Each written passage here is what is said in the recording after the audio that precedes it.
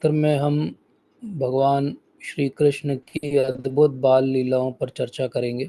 भगवान की बाल लीला मनमोहक है, अद्भुत है और पिछले सत्र में हमने देखा कि किस तरह वात्सल्य से भरी हुई भगवान की लीलाओं का दर्शन पिछले 2 सत्रों में हमने किया। भगवान की बहुत सुंदर दामोदर लीला और उसके साथ ही भगवान की बहुत सारी नटखट बालपन की लीलाओं का पिछले 2 सत्रों में हमने श्रवण किया। अब भगवान धीरे-धीरे बड़े हो रहे हैं और भगवान की बहुत सुंदर लीला है, जो भागवत के अंदर दी हुई है, जो गर्ग संहिता में दी हुई है, जो आनंद वृंदावन चंपू में है, जो गोपाल चंपू में है, उन सब का एक सम्मिलित रूप आज हम श्रवण करने का प्रयास करेंगे। तो आप सबकी मैं आशीर्वाद की याचना करता हूँ, क्योंकि मैं कोई अधिकारी नहीं हूँ भगवान की इतने गूढ़ लीलाओं के बारे में कहने के लिए, लेकिन आप सबके आशीर्वाद के कारण ही हम इन सत्रों को ले पा रहे हैं। तो भगवान ने जो बहुत सारे असुरों का वध किया है, अभी हमने देखा कि किस तरह पूतना का भगवान ने उद्धार किया, तृणावर्त का उद्धार किया, चक्टासुर का उद्धार किया। तो ये बहुत विशेष लीला है भगवान की, जो भौम वृंदावन में भगवान करते हैं, किस तरीके से वो असुरों का वध करते हैं। भगवान के बहुत सुंदर सुंदर नाम हैं, जैसे कि भगवान का नाम है नंद दुलाल या दुलाल चंद्र। तो ये नंद दुलाल मतलब नंद बाबा के बहुत दुलारे हैं। यशोदा नंदन, भगवान जो है यशोदा मैया के नंदन है। तो ये वात्सल्य प्रेम की पराकाष्ठा हमने देखी थी जब हम दामोदर लीला की चर्चा कर रहे थे। आज हम साख्य प्रेम को मुख्यतः देखेंगे। वात्सल्य तो आएगा ही बीच बीच में, क्योंकि भगवान तो रसराज हैं। भगवान की हर लीला में आप हर रस का आस्वादन कर सकते हैं, अगर आप उसके अधिकारी हैं और आप अपने गुरु वर्ग के अनुगत्य होकर अगर उसको समझते हैं। तो भगवान रसराज हैं, रास बिहारी हैं। तो ऐसे रसराज और रास बिहारी भगवान जब लीला करते हैं, तो हमने शुरू में जब पहला स्कंद पढ़ा था, तब एक श्लोक पढ़ा था जिसमें भगवान की लीलाओं के लिए कहा गया कि भगवान की लीलाएं कैसी, अमोघ लीलाएं। भगवान की लीलाएं कैसी हैं, उनमें कोई भी दाग नहीं है। भगवान की लीलाएं ऐसी हैं, एकदम शुद्ध, जो है दिव्य धरातल पर होने वाली लीलाएं। तो ये जो भी हम आगे चर्चा करेंगे, इसमें याद रखिए कि भगवान की लीलाएं दिव्य धरातल की लीलाएं। भगवान की लीलाएं यहाँ की हमारी छोटी मोटी जो हमें लगता है कि हम भी कर लेते हैं, वैसी लीलाएं नहीं है। और ये जो असुरों के वध का जो एंगल है, ये एक्चुअली इस बात को प्रूव करता है। क्योंकि हम भी ऐसे चलते हैं, गिर जाते हैं, हम भी छोटपन में बहुत सारी नटखट बातें करते हैं, लेकिन हम में से किसी ने किसी असुर का वध नहीं किया है। इसलिए भगवान भगवान है और हम जो है वो शूद्र जीवात्मा है। तो भगवान की जो शुरुआत की लीलाएं होती हैं, नॉर्मली पहले 5 साल की आयु को कहा जाता है कौमार अवस्था, और उसके बाद आगे 10 साल तक की आयु को पौगंड कहा जाता है। भगवान क्योंकि बहुत जल्दी जो है उनका विकास होता हुआ दिखता है, तो इसलिए भगवान की लगभग 3 साल 4 महीने तक की लीलाएं जो उन्होंने गोकुल महावन में की, उसको कौमार लीला कहा जाता है। तो भगवान की आगे 6 साल 8 महीने तक की लीलाओं को जो वृंदावन में होती हैं, उनको पौगंड लीला कहा जाता है। तो आज हम जो चर्चा करेंगे, भगवान की पौगंड लीला के बारे में चर्चा करेंगे। तो कई बार बहुत साधारण सी दिखने वाली जो कुछ होते हुए दिखती हैं लीलाएं, वो भी अपने अंदर बहुत सारा रस जो है सम्मिलित करके रखती, क्योंकि जो दो व्यक्तियों के बीच आदान प्रदान हो रहा है, वो कोई साधारण माँ और बेटे नहीं है, या साधारण जो है वो भाई नहीं है, या साधारण मित्र नहीं है। वो कौन है? वो स्वयं भगवान श्री कृष्ण हैं, जो स्वतंत्र हैं, स्वराट हैं, जो रसराज हैं, और उनके जो नित्य सिद्ध पार्षद हैं, उनकी जो माँ है यशोदा मैया, उनके जो पिता हैं नंद बाबा, उनके जो भाई हैं बलराम जी, और उनके इतने सारे जो मित्रगण हैं, गोपगण हैं, उन सबके साथ जो लीला हो रही है, वो साधारण से दिखने वाली बात में भी बहुत रस है। तो आज हम इसी बात से अपनी चर्चा को आगे बढ़ाते हैं कि अब वो दोनों जो हैं अर्जुन के वृक्ष गिर चुके हैं, और सबने ये समझ लिया कि ये तो कोई देवी लीला थी, और हमारा लाला जो है इससे बच गया। अब थोड़े समय के बाद की बात है, भगवान जो हैं वो थोड़े से जब बड़े हो जाते हैं तो आगे उनको बछड़े जो है वो चराने के लिए दिए जाते हैं। हम इस पे और भी चर्चा करेंगे आज सत्र में, लेकिन आज के लिए ये कि जो बछड़ों को वो ले जाते हैं, फिर कुछ समय दोपहर के बाद वो वापस आते हैं, फिर अपने संगियों के साथ में वो खेलने में मशगूल हो जाते हैं। वो मस्त हो जाते हैं, भगवान अपने सखाओं के साथ खेल रहे हैं। अब खेल चलता है, जैसे हम देखते हैं बच्चों का खेल चलता है, तो अब हर एक का जो है अपॉर्चुनिटी होता है। जैसे कोई क्रिकेट खेलता है तो बैटिंग आती है, बॉलिंग आती है, फील्डिंग आती है। तो अब क्या होता है, बैटिंग तो हर कोई करना चाहता है, लेकिन फील्डिंग कोई नहीं करना चाहता। तो इसी प्रकार से तब भी होता था। ये प्रवृत्ति जो है भगवान से ही आई है हमारी। तो भगवान जो है खेल रहे हैं अपने ग्वाल, जो उनके संगी हैं उनके साथ में, और समय हो गया है कि अब उनको भोजन लेना चाहिए। अब वो भोजन लेना चाहिए तो पहले रोहिणी मैया आती हैं बुलाने के लिए कि आ जाओ कृष्ण बलराम, चलो चलो भोजन ले लो। लेकिन ये खेलने में इतने मशगूल हैं कि ये ध्यान ही नहीं देते कि बुलाया गया, और कृष्ण बलराम सुनते ही नहीं है। तो रोहिणी मैया जो है वापस अपने घर में अंदर चली जाती है, और वो यशोदा मैया को कहती कि आप ही को जाना पड़ेगा, वो हमारी तो कोई सुन नहीं रहा है वहाँ पे। तो यशोदा मैया आती है, और यशोदा मैया बहुत सारे कारण गिनाती है। अगर आप पढ़ेंगे भागवत के अंदर तो बहुत सारे कारण गिनाती हैं कि क्यों अब कृष्ण बलराम को खेल रोक के वापस आ जाना चाहिए। लेकिन कृष्ण बलराम खेल क्यों नहीं रोक रहे हैं? क्योंकि उनके संगियों ने कहा है कि अगर तुम इस टाइम पे अंदर चले जाओगे और खेल रोक दोगे तो हम अगली बार तुमको नहीं खिलाएंगे। और भगवान को डर है कि अगली बार फिर ये नहीं खिलाएंगे तो मैं किसके साथ खेलूंगा। भगवान भी डरते हैं अपने दोस्तों से, तो वो क्या करते हैं, वो खेलने में मशगूल रहते हैं। तो यशोदा मैया बोलती, देखो देखो अंधेरा हो रहा है, अंधेरा हो रहा है, अब आ जाओ, चलो चलो, देखो नंद बाबा तुम्हारी राह देख रहे हैं, उन्होंने भी कुछ नहीं भोजन ग्रहण किया है। देखो तुम सुबह कुछ भोजन लेके गए थे, कलेवा खा के गए थे, तब से तो कुछ भी नहीं खाया तुम लोगों ने, तो चलो भूख लगी होगी। देखो तुम्हारे साथ वाले जो बच्चे हैं वो सब बढ़िया सज धज के घर में भोजन ग्रहण कर रहे हैं, तुम यहाँ पे जो है टाइम वेस्ट कर रहे हो, चलो जल्दी चलो, पूरे धूल में तुम हो गए हो, सुबह से गए थे, पूरी धूल में सन गए हो, चलो आओ तुमको स्नान कराना पड़ेगा।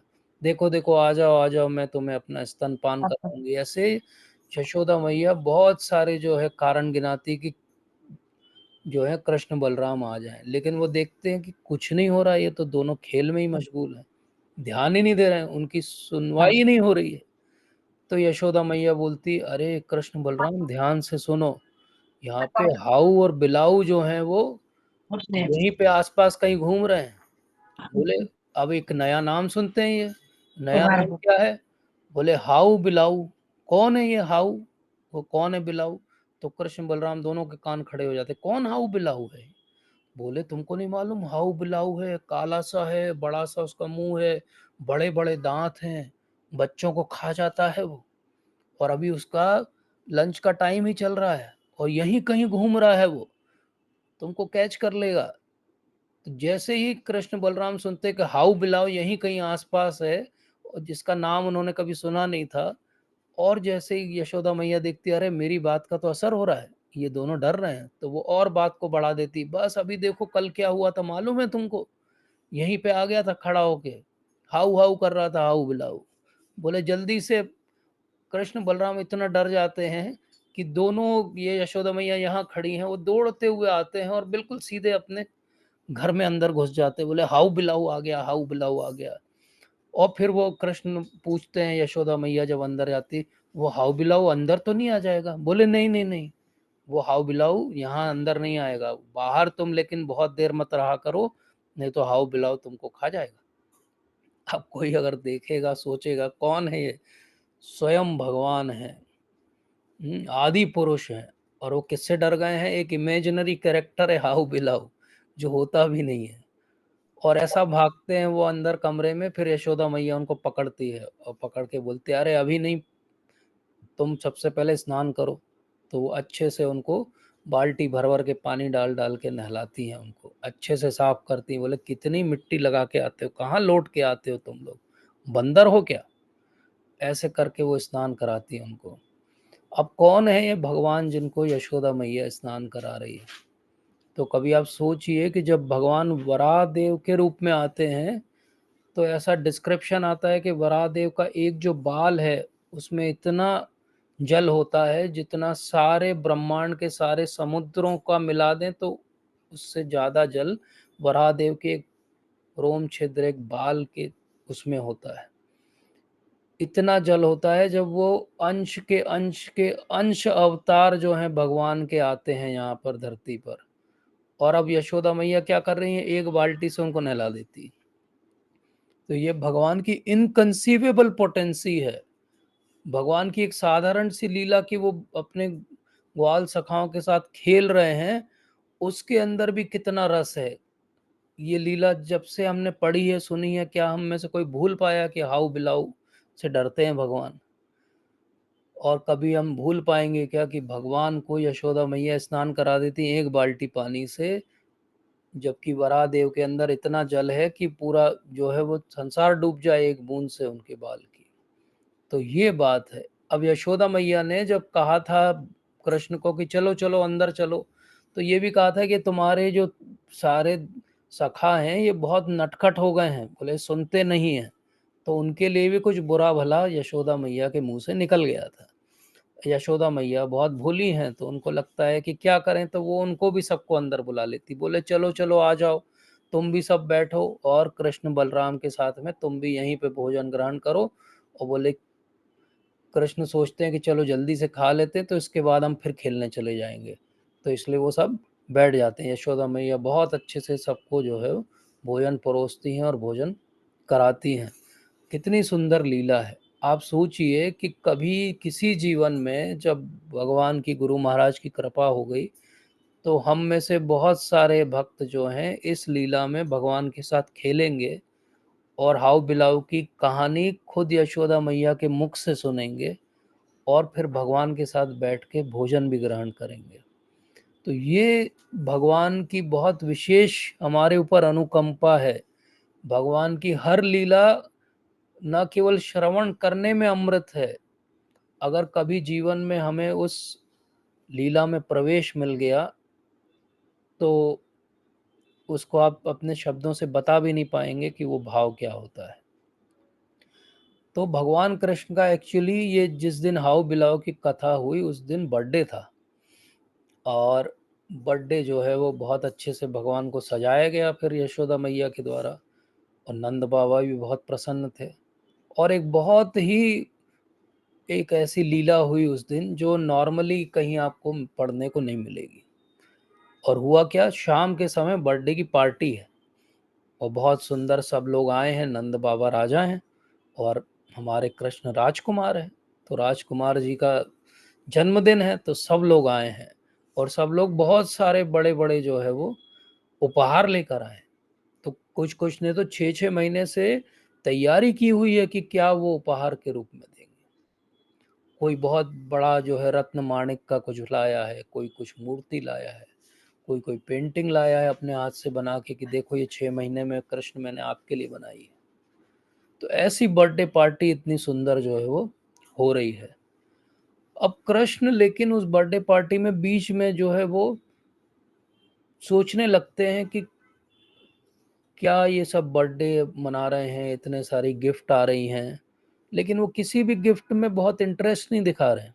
इतने में उनके एक बहुत जो है क्लोज फ्रेंड हैं जिनका नाम है भद्र, वो आते हैं। और भद्र क्या लेकर आए हैं, बोले मैं तुम्हारे लिए बहुत विशेष उपहार लाया हूं। बोले क्या लेकर आए हो? बोले ये गोबर का तिलक लगाऊंगा मैं तुमको, ये मैं तिलक बना के लाया हूँ गोबर का। और कृष्ण को वो गोबर का तिलक लगा देते हैं सिर पे। इतने महंगे महंगे जो उपहार आए थे वो सब साइड में हो जाते हैं, और कृष्ण पूरी पार्टी में दौड़ दौड़ के हर एक को दिखाते, देखो देखो देखो, भद्र मेरे लिए गोबर का जो है तिलक लेकर आया है, ये देखो कितना सुंदर लग रहा है ना। सबको एक एक को जाकर दिखाते हैं। और फिर जब ये पूरी लीला हो जाती है तो कृष्ण सोच रहे हैं और वो यशोदा मैया के पास जाते हैं कि मैया ये तो रिटर्न गिफ्ट क्या देंगे इनको सबको, ये तो इतनी सुंदर गिफ्ट लाया, देखो भद्र मेरे लिए तिलक लेके आया है, कितना अच्छा मेरा दोस्त है। बोले हाँ ये तो बहुत अच्छा लग रहा है तिलक। बोले मैं सबको क्या रिटर्न गिफ्ट दूंगा? तो यशोदा मैया बोलती जो तुम बोलो लाला, जो बोलोगे वो रिटर्न गिफ्ट दे देंगे। कृष्ण बहुत देर सोचते हैं, फिर कहते हैं कि अच्छा ठीक है मैं खुद करूंगा कुछ। और वो क्या करते हैं, वो हर अपने सखा के पास जाते हैं और उसको गले लगा लेते हैं। वो कहते हैं कि मैं तुम्हारा हूं और तुम मेरे हो। हर एक के पास जाके गले लगाते हैं और कहते हैं कि मैं तुम्हारा हूं और तुम मेरे हो। बोले ये रिटर्न गिफ्ट मैं दूंगा सबको।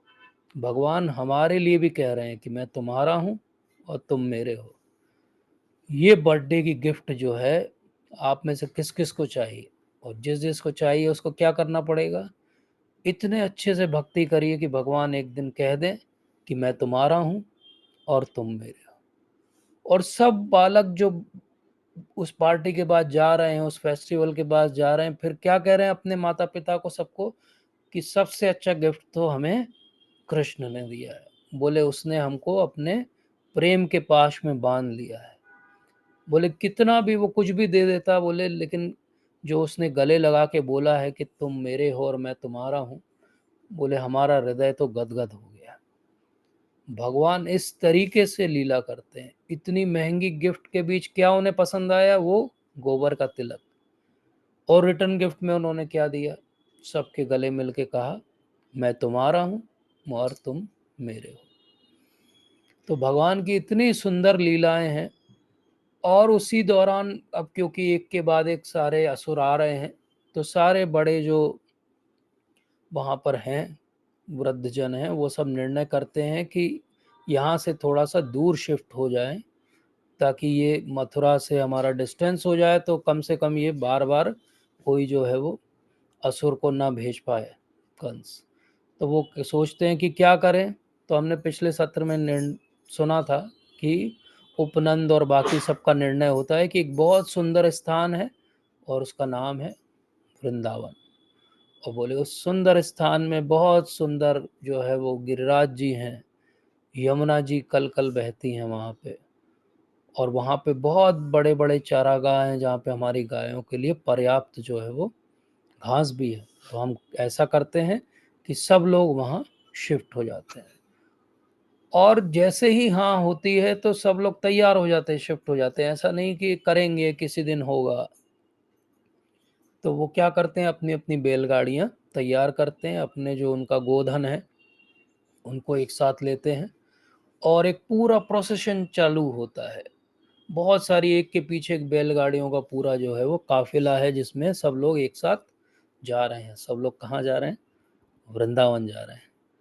और उसमें सब लोग हैं, गोपियाँ भी हैं, ग्वाले भी हैं। एक बैलगाड़ी के अंदर जो है यशोदा मैया की गोद में हमारे लाला भी बैठे हैं और रोहिणी मैया की गोद में बलराम जी विराजमान हैं। और दोनों आराम से ऐसे जैसे छोटे बच्चे होते हैं।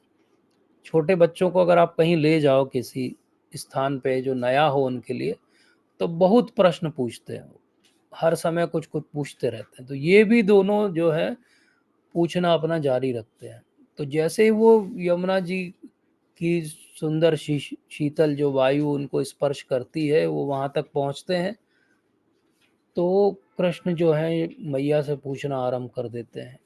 बोले ये वाला जो पेड़ है जो बहुत हिल रहा है, इस पेड़ को क्या बोलते हैं? और बोले वो वाला पेड़ कौन सा है जिसका ऐसा फल तोड़ते हैं तो उसके अंदर से कीड़े निकलते हैं? बोले ये बहुत सारी जटा जटा वाला पेड़ कौन सा है? तो कृष्ण जो है एक एक पेड़ के बारे में पूछ रहे हैं। एक एक पेड़ के बारे में वो जानकारी चाहते हैं कि अच्छा ये पीपल का पेड़ है, अच्छा है जामुन का पेड़ है, अच्छा है गूलर का पेड़ है। ऐसे वो एक एक पेड़ के बारे में जो है अपनी मैया से पूछ रहे हैं। और ऐसे ही बीच में उनको अलग अलग प्रकार के हिरण दिखते हैं, बारहसिंगा दिखते हैं, और भी जंगली जानवर दिखते हैं। वो सब के बारे में पूछते हैं, ये कौन सा जानवर है, इसको क्या बोलते हैं, उसको क्या कहते हैं। कौन पूछ रहा है ये? भगवान पूछ रहे हैं।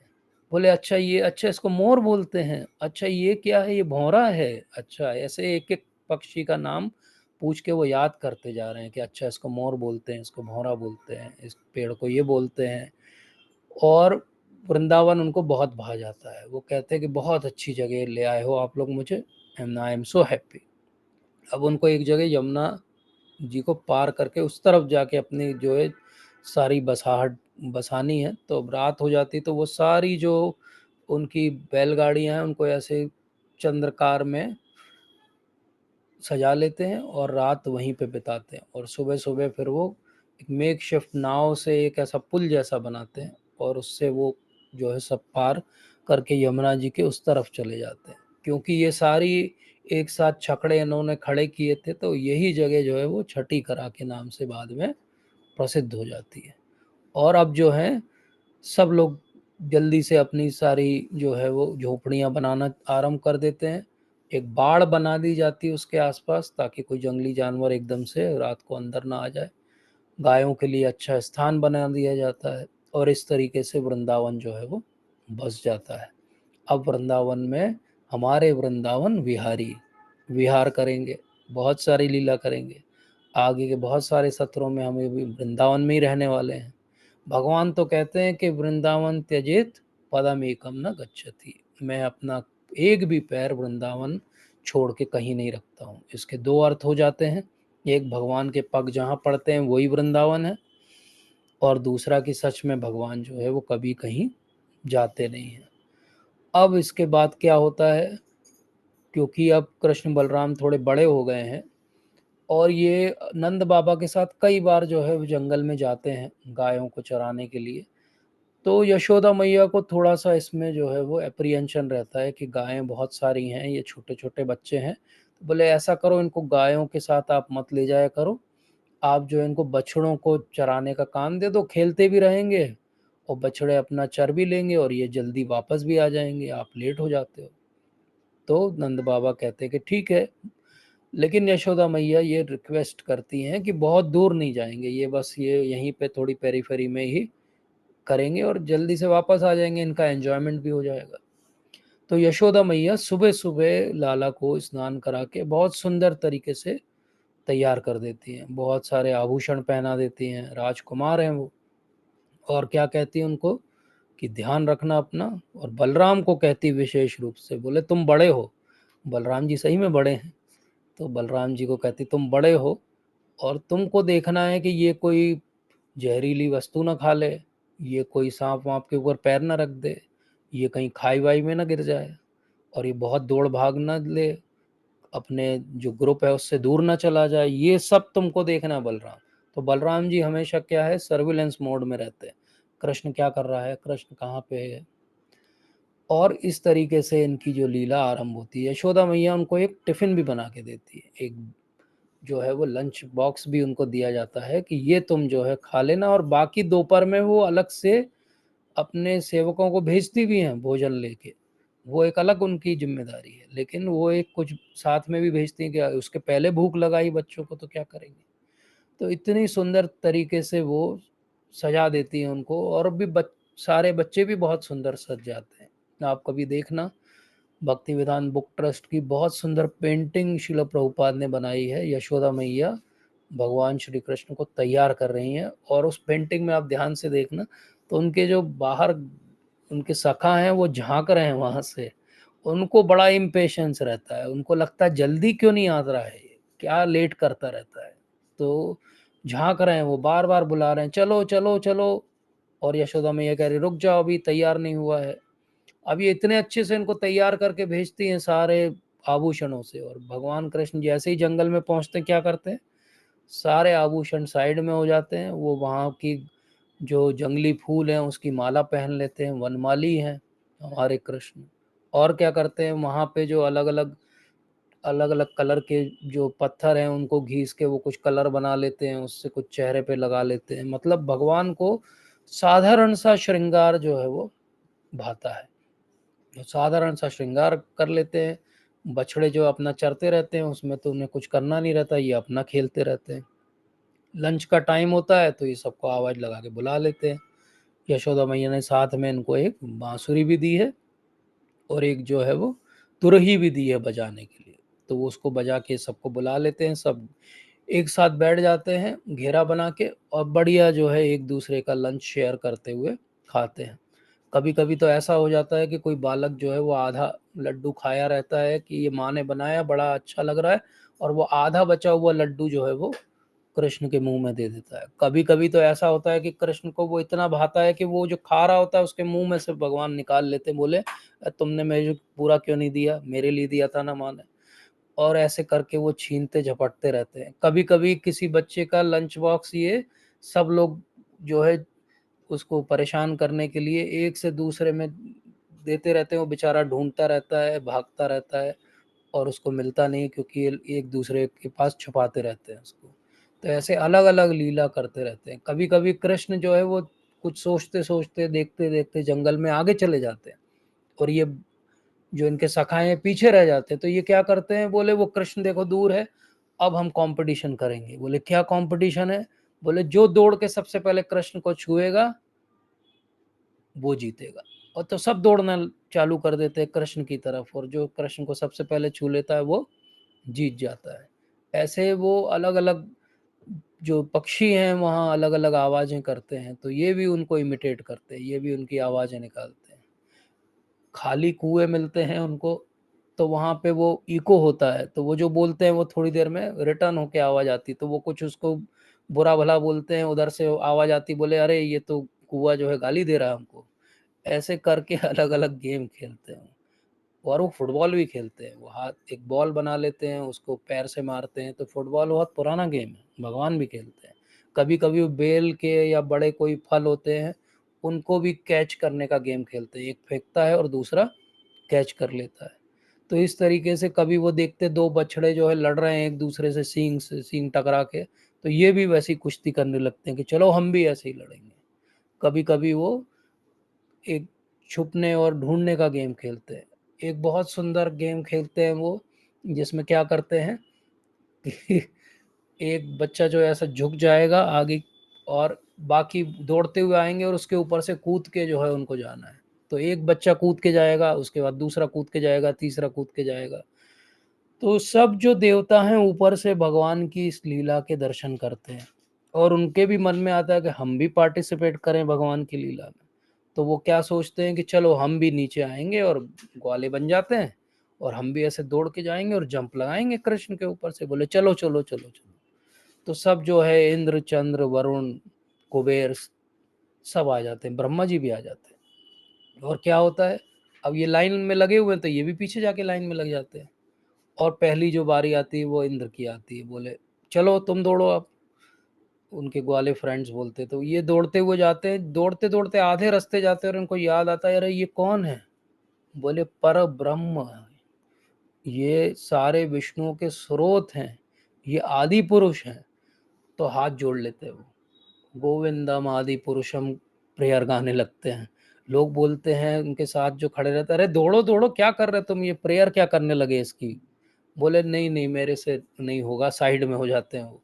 क्योंकि उनके ऊपर से कूदना है, मतलब एक हाथ ऐसे जोर से मारना है और आपको कूदना पड़ेगा। तो वो जोर से हाथ लगा के कूदना, मतलब इनको लगा कि ये तो बड़ा ऑफेंस हो जाएगा। तो इनके पीछे और भी देवता हैं जो ग्वाले बने खड़े हैं, तो उनको लगता है अरे इंद्र से नहीं हो पाया, बड़ा इंद्र बनता है, हम करके बताएंगे। लेकिन वो वायु और अग्नि और ये भी जब जाते हैं तो उनका भी बीच में जो है वो ब्रेक लग जाता है, उनको भी एकदम से भगवान का ऐश्वर्य याद आ जाता है और वो भगवान के साथ वैसा व्यवहार नहीं कर पाते। तो भगवान की लीला में प्रवेश कोई साधारण बात नहीं है। बड़े बड़े देवता जो हैं वो क्योंकि भगवान को ऐश्वर्य में पूजा करते हैं, इसलिए वो उस लीला में पहुंचने के बाद भी भगवान के साथ जो है वो आदान प्रदान नहीं कर पाते। उनके साथ तो आदान प्रदान उनके बाल सखाई कर पाते हैं, जो मानते हैं कि ये तो साधारण सा बालक है हमारे जैसा। तो ये बहुत विशेष बात है। भगवान को साधारण एक वो व्यक्ति भी मानता है जो भगवान को कुछ नहीं समझता है, लेकिन वहां पे गलती है, क्योंकि वो भगवान की सत्ता को ही नहीं समझते। और ये जो भगवान के नित्य सेवक हैं ये भगवान की सत्ता को समझते हैं, लेकिन योग माया के प्रभाव में वो भगवान के साथ लीला करने के लिए वो सब विस्मृत हो जाता है उनका। तो ये विशेष बात है कि ये भगवान को बहुत अच्छे से जानते हैं, मानते हैं, लेकिन लीला के समय वो भगवान को एक साधारण बालक समझते हैं, क्योंकि भगवान को इसी में आनंद मिलता है। तो हर बालक का विशेष संबंध है भगवान के साथ में, और भगवान उसी तरीके से उसके साथ आदान प्रदान भी करते हैं। ये भगवान की विशेषता है। जब हम भी भगवान की लीला में पहुंचेंगे कभी, तो हमारा भी भगवान के साथ एक विशेष संबंध है जो जागृत होगा, और वो विशेष संबंध हमको पता लगेगा। तो केवल ग्वाल सखाओं के साथ नहीं, भगवान का विशेष संबंध तो वहाँ पे जो पिकॉक्स हैं, मयूर हैं, उनके साथ भी है। भगवान का विशेष संबंध तो वहाँ जो मंकीज हैं, बंदर घूम रहे हैं, उनके साथ भी है। वहाँ का जो एक एक पेड़ है उसके साथ भी है। आगे हम वेणु गीत में और भगवान की और आगे की लीलाओं में इसमें और विस्तार से समझेंगे कि कैसे भगवान हर एक एंटिटी के साथ में एक विशेष आदान प्रदान करते हैं। किसी को ऐसा नहीं लगता है कि हमें भगवान ध्यान नहीं दे रहे, इसीलिए वो भगवान है। अब जब इस तरीके से एक दिन बहुत सुंदर जो है उनका खेल चल रहा है, और वाले सब सखा खेल रहे हैं, और वहाँ पे पास में सारे बछड़े भी चल रहे हैं, तो उसी समय एक कंस का भेजा हुआ राक्षस है जिसका नाम है वत्सासुर। तो वो क्या सोचता है कि चलो आज सही मौका है, मैं इनको मार देता हूँ। तो वो एक बछड़े का रूप धरता है और उन बछड़ों के साथ में मिक्स हो जाता है। कृष्ण तो अंतर्यामी है, कृष्ण देख लेते हैं कि ये जो पूरे ग्रुप में एक अलग दिख रहा है, ये हम तो इसको सुबह लेके ही नहीं आए थे। बोले ये कहाँ से आ गया? तो वो बलराम को जाके बोलते हैं, बलराम जी वो दिख रहा है साइड में खड़ा हुआ। बोले वो अपना नहीं है, हम सुबह नहीं लाए थे उसको, अटेंडेंस रजिस्टर में उसका नाम नहीं है। बोले हाँ। हाँ, बोले सही में ध्यान से देखो। बलराम जी भी देख के बोलते हाँ ये तो नहीं है।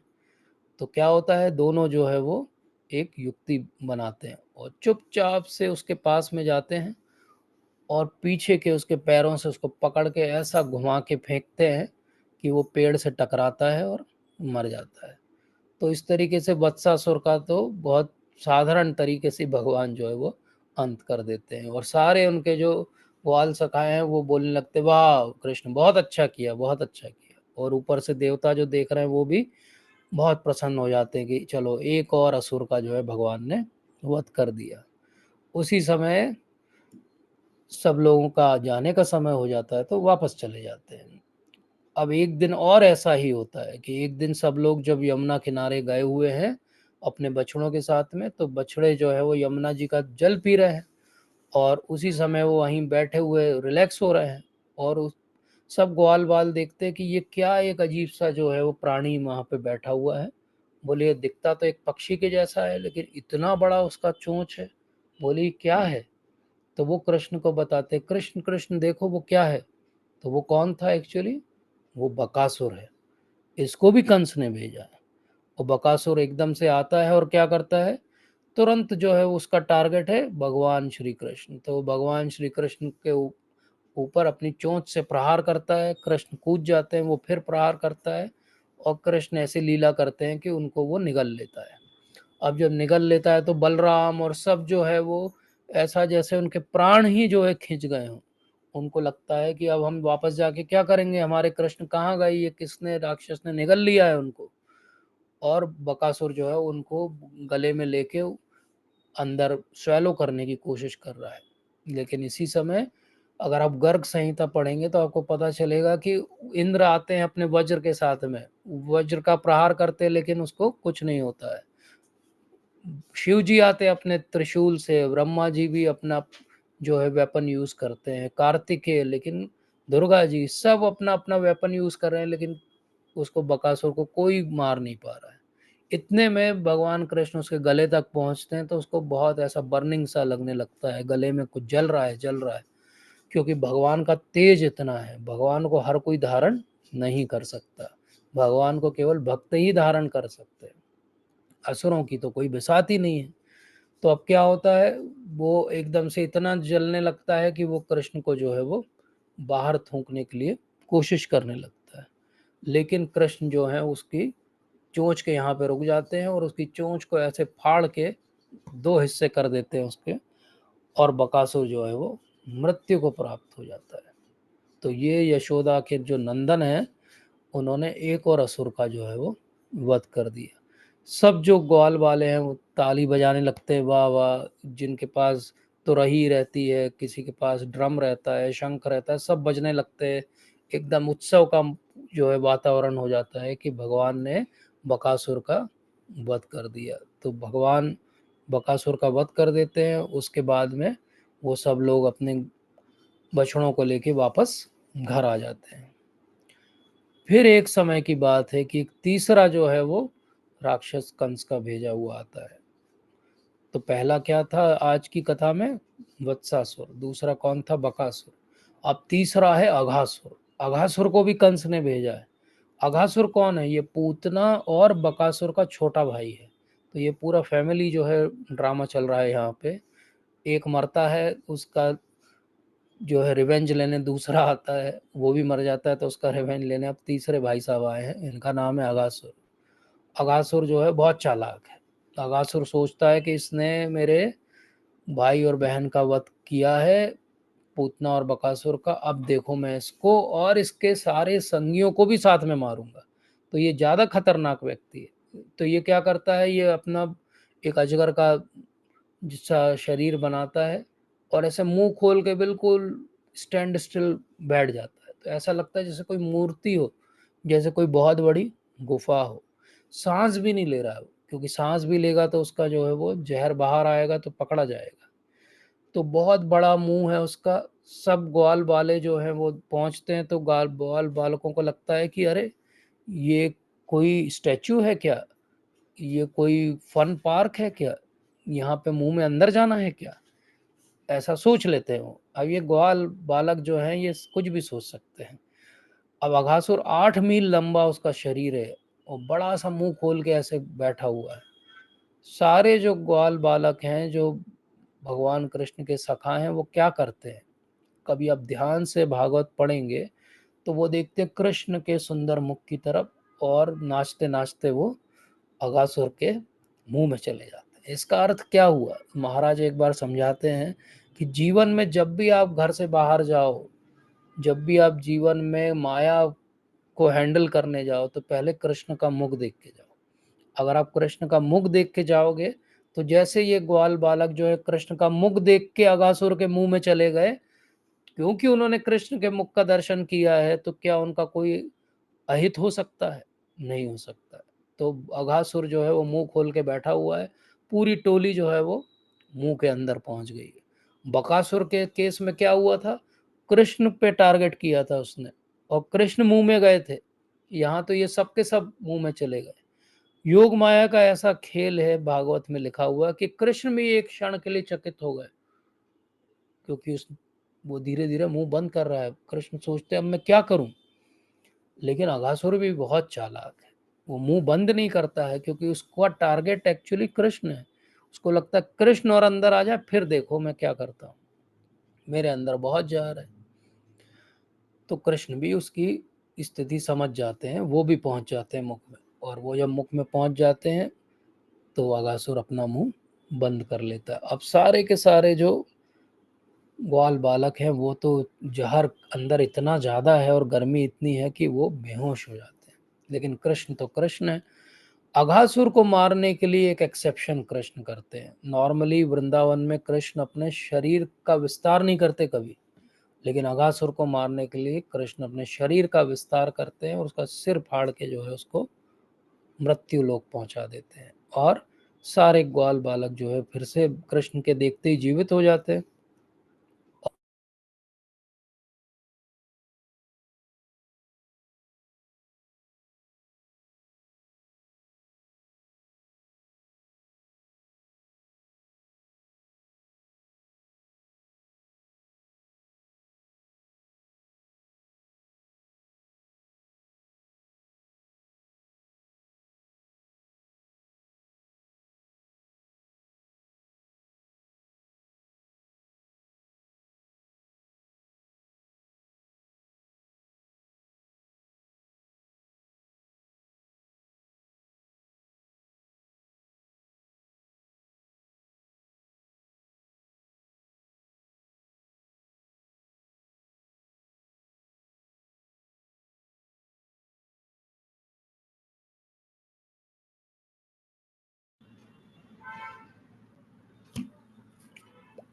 हरे कृष्णा। मेरी आवाज आ रही है? बीच में कुछ टेक्निकल इशू था।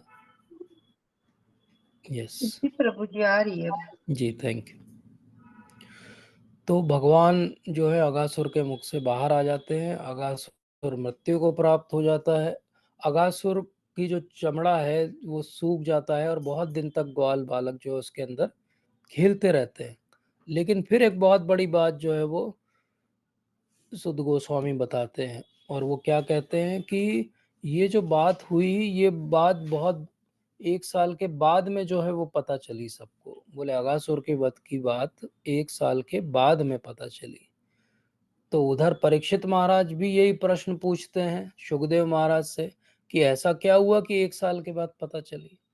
और इधर सुद गोस्वामी भी शौनक आदि ऋषियों को कहते हैं कि ये बहुत बड़ा रहस्य है कि 1 साल के बाद क्यों बालकों ने जाके अगासुर के वध के बारे में अपने परिवार को बताया। तो ये रहस्य क्या है, ये रहस्य हम अगले सत्र में समझेंगे। आज हम जो हमने 3 असुरों के बारे में सुना, उनके बारे में कुछ चर्चा करेंगे कि ये असुर वस्तुतः क्या दर्शाते हैं हमारे जीवन में और क्या हम इनसे सीख ले सकते हैं। क्योंकि कथा के रूप में तो हमने सबने देखा है, सुना है, लेकिन वस्तुतः इन असुरों का कुछ न कुछ अंश हमारे जीवन में, हमारे हृदय में और हमारी दिनचर्या में रोज है। तो ये क्या है, इसको हम थोड़ा सा आज समझते हैं, और हम साथ में भगवान की कुछ और लीलाओं पे भी चर्चा करेंगे अगर समय बचेगा तो। अब हम जानते हैं कि भगवान की ये जो कौमार लीला उन्होंने की, तो इसमें पूतना का वध किया, तृणावर्त का वध किया। और पूतना, तृणावर्त और शक्टासुर कौन थे और क्या रिप्रेजेंट करते हैं, ये हम पिछले सत्र में चर्चा कर चुके हैं। लेकिन ये अगासुर, बकासुर और वत्सासुर क्या करते हैं, ये हम आज समझेंगे। तो भगवान ने भगवत गीता में कहा था कि परित्राणाय साधूनां विनाशाय च दुष्कृतां धर्म संस्थापनार्थाय संभवामि युगे युगे। तो भगवान क्या कह रहे हैं कि जो परित्राण करना है साधुओं का, वो जो है भगवान का मेन कार्य है। और साथ में क्योंकि वो परित्राण करने आते हैं, तो बाय डिफॉल्ट जो है वो दुष्कृतिनों का जो है वो विनाश करना पड़ता है उन्हें, क्योंकि धर्म की स्थापना ये दोनों बातें होंगी तभी होती है। तो इसलिए भगवान जब आते हैं, जब वृंदावन में भी वो लीला करते हैं, तो जो यशोदा नंदन कृष्ण हैं वो कभी भी किसी भी असुर का वध नहीं करते। जितने असुरों का वध होता है वो वसुदेव कृष्ण के द्वारा होता है, जो मथुरा में जन्मे हैं। अर्थात भगवान स्वयं, भगवान श्री कृष्ण एक्चुअली किसी भी असुर का वध कभी भी नहीं करते, क्योंकि वो उनका डोमेन, डिपार्टमेंट और उनका कंसर्न भी नहीं है। वो तो आते हैं केवल परित्राणाय साधुना। तो हमें अपने जीवन में साधु बनना पड़ेगा। फर्स्ट कैंटो में भगवान ने बहुत अच्छी बात एक समझाई थी कि भगवान जब आते हैं तो यहाँ 3 गुणों के अधीन सारी जीवात्माओं को ऐसे देखते हैं, और उसमें से जो जो वो परिपक्व हो चुकी हैं कि वो 3 गुणों के बाहर जा सकती हैं, उनको वो छान के अपने साथ ले जाते हैं। तो भगवान की हर लीला का हेतु है उन जीवात्माओं को अपनी तरफ आकर्षित करना जो पूरी तरीके से भगवान पर आश्रित होने के लिए तैयार है। तो हमें अपने जीवन में क्या करना है, हमें अपने जीवन में ऐसा जीवन जीना है कि हम शुद्ध सत्व की तरफ अपने जीवन को आगे बढ़ाएंगे, तो अपने आप जो है वो भगवान हमें अपनी तरफ अट्रैक्ट करेंगे और अपने साथ ले जाएंगे। तो हमारे आचार्यगण समझाते हैं कि हर दिन जो है वो ब्रज में असुर आते थे। कभी कभी तो ऐसा होता था कि जाते और आते टाइम सुबह शाम भगवान एक एक असुर का वध करते थे। उनमें से कुछ असुरों के बारे में हम चर्चा सुनते हैं। लेकिन महत्वपूर्ण बात क्या है, भगवान रास बिहारी हैं। भगवान को एक्चुअली असुरों के वध से कुछ भी नहीं करना है। जो असुरों का वध हो रहा है वो किसके द्वारा हो रहा है, वो वसुदेव कृष्ण के द्वारा हो रहा है। तो भगवान पे बहुत लोग ध्यान लगाने का प्रयास करते हैं। इसी दशम स्कंद के 11वें और 12वें अध्याय में एक बात समझाई जाती है कि बहुत सारे योगी जो है तपस्या करते हैं लंबी लंबी, बहुत सारे ध्यानी ज्ञानी जो है वो अपना पूरा जीवन लगा देते हैं यम नियम, आसन, प्राणायाम, प्रत्याहार सब करते करते, लेकिन अगर उनको कभी जीवन में अंत में अपनी सर्वोच्च सिद्धि प्राप्त भी होती तो कुछ क्षण के लिए भगवान के ग्लिम्स या दर्शन हो सकते हैं, लेकिन वो चरणों की धूलि नहीं बन सकते। चरणों की धूलि बनने के लिए तो आपको वृंदावन, वृंदावन की लीला, वहाँ की ब्रज भूमि, वहाँ के भक्तगण, उनके साथ में आपको लगाव अपना बनाना पड़ेगा। जो ऐसा लगाव बनाएगा वो भगवान को फेस टू फेस देखेगा। भगवान सामने खड़े होंगे और भगवान कहेंगे कि तुम मेरे हो और मैं तुम्हारा हूँ। लेकिन जैसे हमने देखा कि गोकुल महावन से वृंदावन आ गए सब लोग, तो रीलोकेट हो गए, वो एक नए स्थान पे पहुंच गए। लेकिन रीलोकेशन से जीवन में कठिनाइयां समाप्त नहीं होती हैं। ऐसा नहीं हुआ कि असुरों का आना कम हो गया हो या बंद हो गया हो। ऐसे हम भी जीवन में कई बार एक स्थान पे, एक परिस्थिति में, कठिनाई में रहते हैं, तो हम सोचते हैं अगर मैं ऐसा एडजस्टमेंट कर लूं तो मेरी कठिनाइयां कम हो जाएंगी। ऐसा होता नहीं है।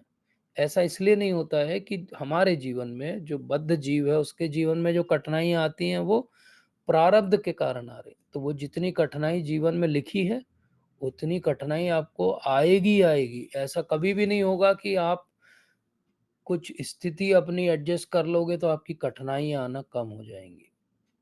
और इसका दूसरा मतलब क्या हुआ कि सब वहां पे नित्य सिद्ध भक्त हैं भगवान के, लेकिन फिर भी कठिनाइयां आ रही हैं। तो इसका दूसरा मतलब ये हुआ कि भगवान कहीं प्रॉमिस नहीं कर रहे हैं हमसे कि हम भक्ति करेंगे तो जीवन में कठिनाइयां कम हो जाएंगी। भगवान क्या प्रॉमिस कर रहे हैं कि अगर हम भक्ति करेंगे तो उन कठिनाइयों को देखने का दृष्टिकोण हमारा बदल जाएगा। हम उस कठिनाई में भी कृष्ण का मुख देख के प्रवेश करेंगे तो कृष्ण आएंगे और हमको बचा के ले जाएंगे, चाहे वो अघासुर जैसा खतरनाक जो है डीमन ही क्यों नहीं हो। तो इसलिए जैसे वत्सासुर है तो वो क्या है, एक छोटे से बछड़े का रूप है। ये क्या दर्शाता है? ये एक बच्चों जैसी मानसिकता होती है लोगों की। बच्चे को अगर आप एक चॉकलेट दो तो वो रख लेगा और वो देखता रहेगा कि दूसरी चॉकलेट कब मिलेगी। तो ये नटखटपन जो कभी कभी अपने लिमिट को क्रॉस कर देता है, बड़ों में भी मिलता है आजकल कलयुग में। तो ये मेंटलिटी कि मुझे और मिल जाए और मिल जाए, या ये मेंटलिटी कि मैं कुछ तो नुकसान कर दूं किसी का, ऐसे नहीं तो वैसे कर दूं। तो बाहर से दिखने में बहुत शांत, सौम्य, और अंदर से बहुत बुरी इच्छाएं हों जिसके मन में, वो है वत्सासुर। तो कई बार हम देखो बिजनेस में आप मिलोगे ऐसे लोगों से, प्रोफेशन में भी मिल सकते हैं, आगे बहुत स्माइल होगी, बिल्कुल हम तो आप ही के लिए सोच रहे हैं, हम तो एक पैसा आपसे नहीं कमा रहे हैं, ऐसा जो लोग बोलते हैं हम भी जानते हैं कि वो चीट कर रहे हैं हमको। तो ये जो ग्रीडीनेस है, ये जो चाइल्डिश मेंटलिटी है, मिस्चीफ करने की इच्छा है, यही वत्सासुर है। जब भी हमारे मन में ऐसी इच्छा जागृत हो मतलब हमारा वत्सासुर जो है जाग गया है। इसलिए ध्यान रखना चाहिए। बकासुर जो है वो एक पक्षी का रूप है, चोंच खोल के बैठा हुआ है। वो ऐसे चोंच खोल के बैठा हुआ है, लेकिन उसकी इच्छा क्या है? उसकी इच्छा है कि वो किसी तरह कृष्ण को हानि पहुंचाए, कृष्ण को जो है भक्तों से दूर कर दे। वो दिखता कुछ है और करता कुछ और है, वो कहता कुछ है और करता कुछ और। ये जो डिसेप्टिव मेंटलिटी है कि मैं किसी को छल पूर्वक जो है वो जीत लूं, या मैं छल पूर्वक जो है वैमनस्य फैला दूं, ये कनिंगनेस जो है वो बकासुर है। तो भक्तों के समाज में कोई भी अगर भक्तों को भगवान से या भगवान को भक्तों से अलग करे तो उसकी मेंटलिटी कैसी है? जैसी बकासुर की है। और ये जो अघासुर है ये क्या दिखाता है? अघासुर तो बहुत ही जो है निर्दयी व्यक्ति है। उसका तो प्लान ही क्या है कि वो सबको नष्ट कर देगा। तो ये अघासुर जो है वो बहुत ज्यादा क्रूरता को दर्शाता है, बहुत ज्यादा हिंसा को दर्शाता है। तो कभी कभी हमारा किसी के साथ ऐसा बेर हो जाता है कि हम चिढ़ने लगते हैं उससे कि उसने हमारा इतना नुकसान कर दिया, जैसे अगासुर चिढ़ता है क्योंकि उसकी बहन और भाई का वध जो है कृष्ण ने किया है। तो ये जो भाव हमारे अंदर पलता रहता है, पलता रहता है, फिर जब मौका मिलता है तो हमें भी पता नहीं चलता कि हम उसके साथ इतने निर्दयी या इतने क्रूर क्यों हो गए। तो ये भाव जो निर्दयता का है, क्रूरता का है, इसको अघासुर कहते हैं। तो ये हमें शिला भक्ति विनोद ठाकुर महाराज ने समझाया। हर असुर जो है हमारे अंदर के एक अनर्थ को दर्शाता है। ये जो सारे सत्र हैं इनमें हमको क्या सोचना चाहिए कि ये कथा सुनते सुनते एक एक हमारा अनर्थ जो है वो बाहर निकलता जा रहा है। आज हम क्या अनर्थ को बाहर कर रहे हैं, हमारे से जीवन में कभी ना शब्दों से, ना कार्यों से, न मन से किसी के प्रति कोई क्रूरता हो, तो हमारा अगासुर मर गया आज। हम किसी को कभी चीट ना करें तो हमारा बकासुर मर गया आज। हम किसी के साथ कोई ऐसी मिसशिप ना करें, बहुत ज़्यादा हम ग्रीडी ना हो जाएं जीवन में, तो हमारा वत्सासुर आज मर गया।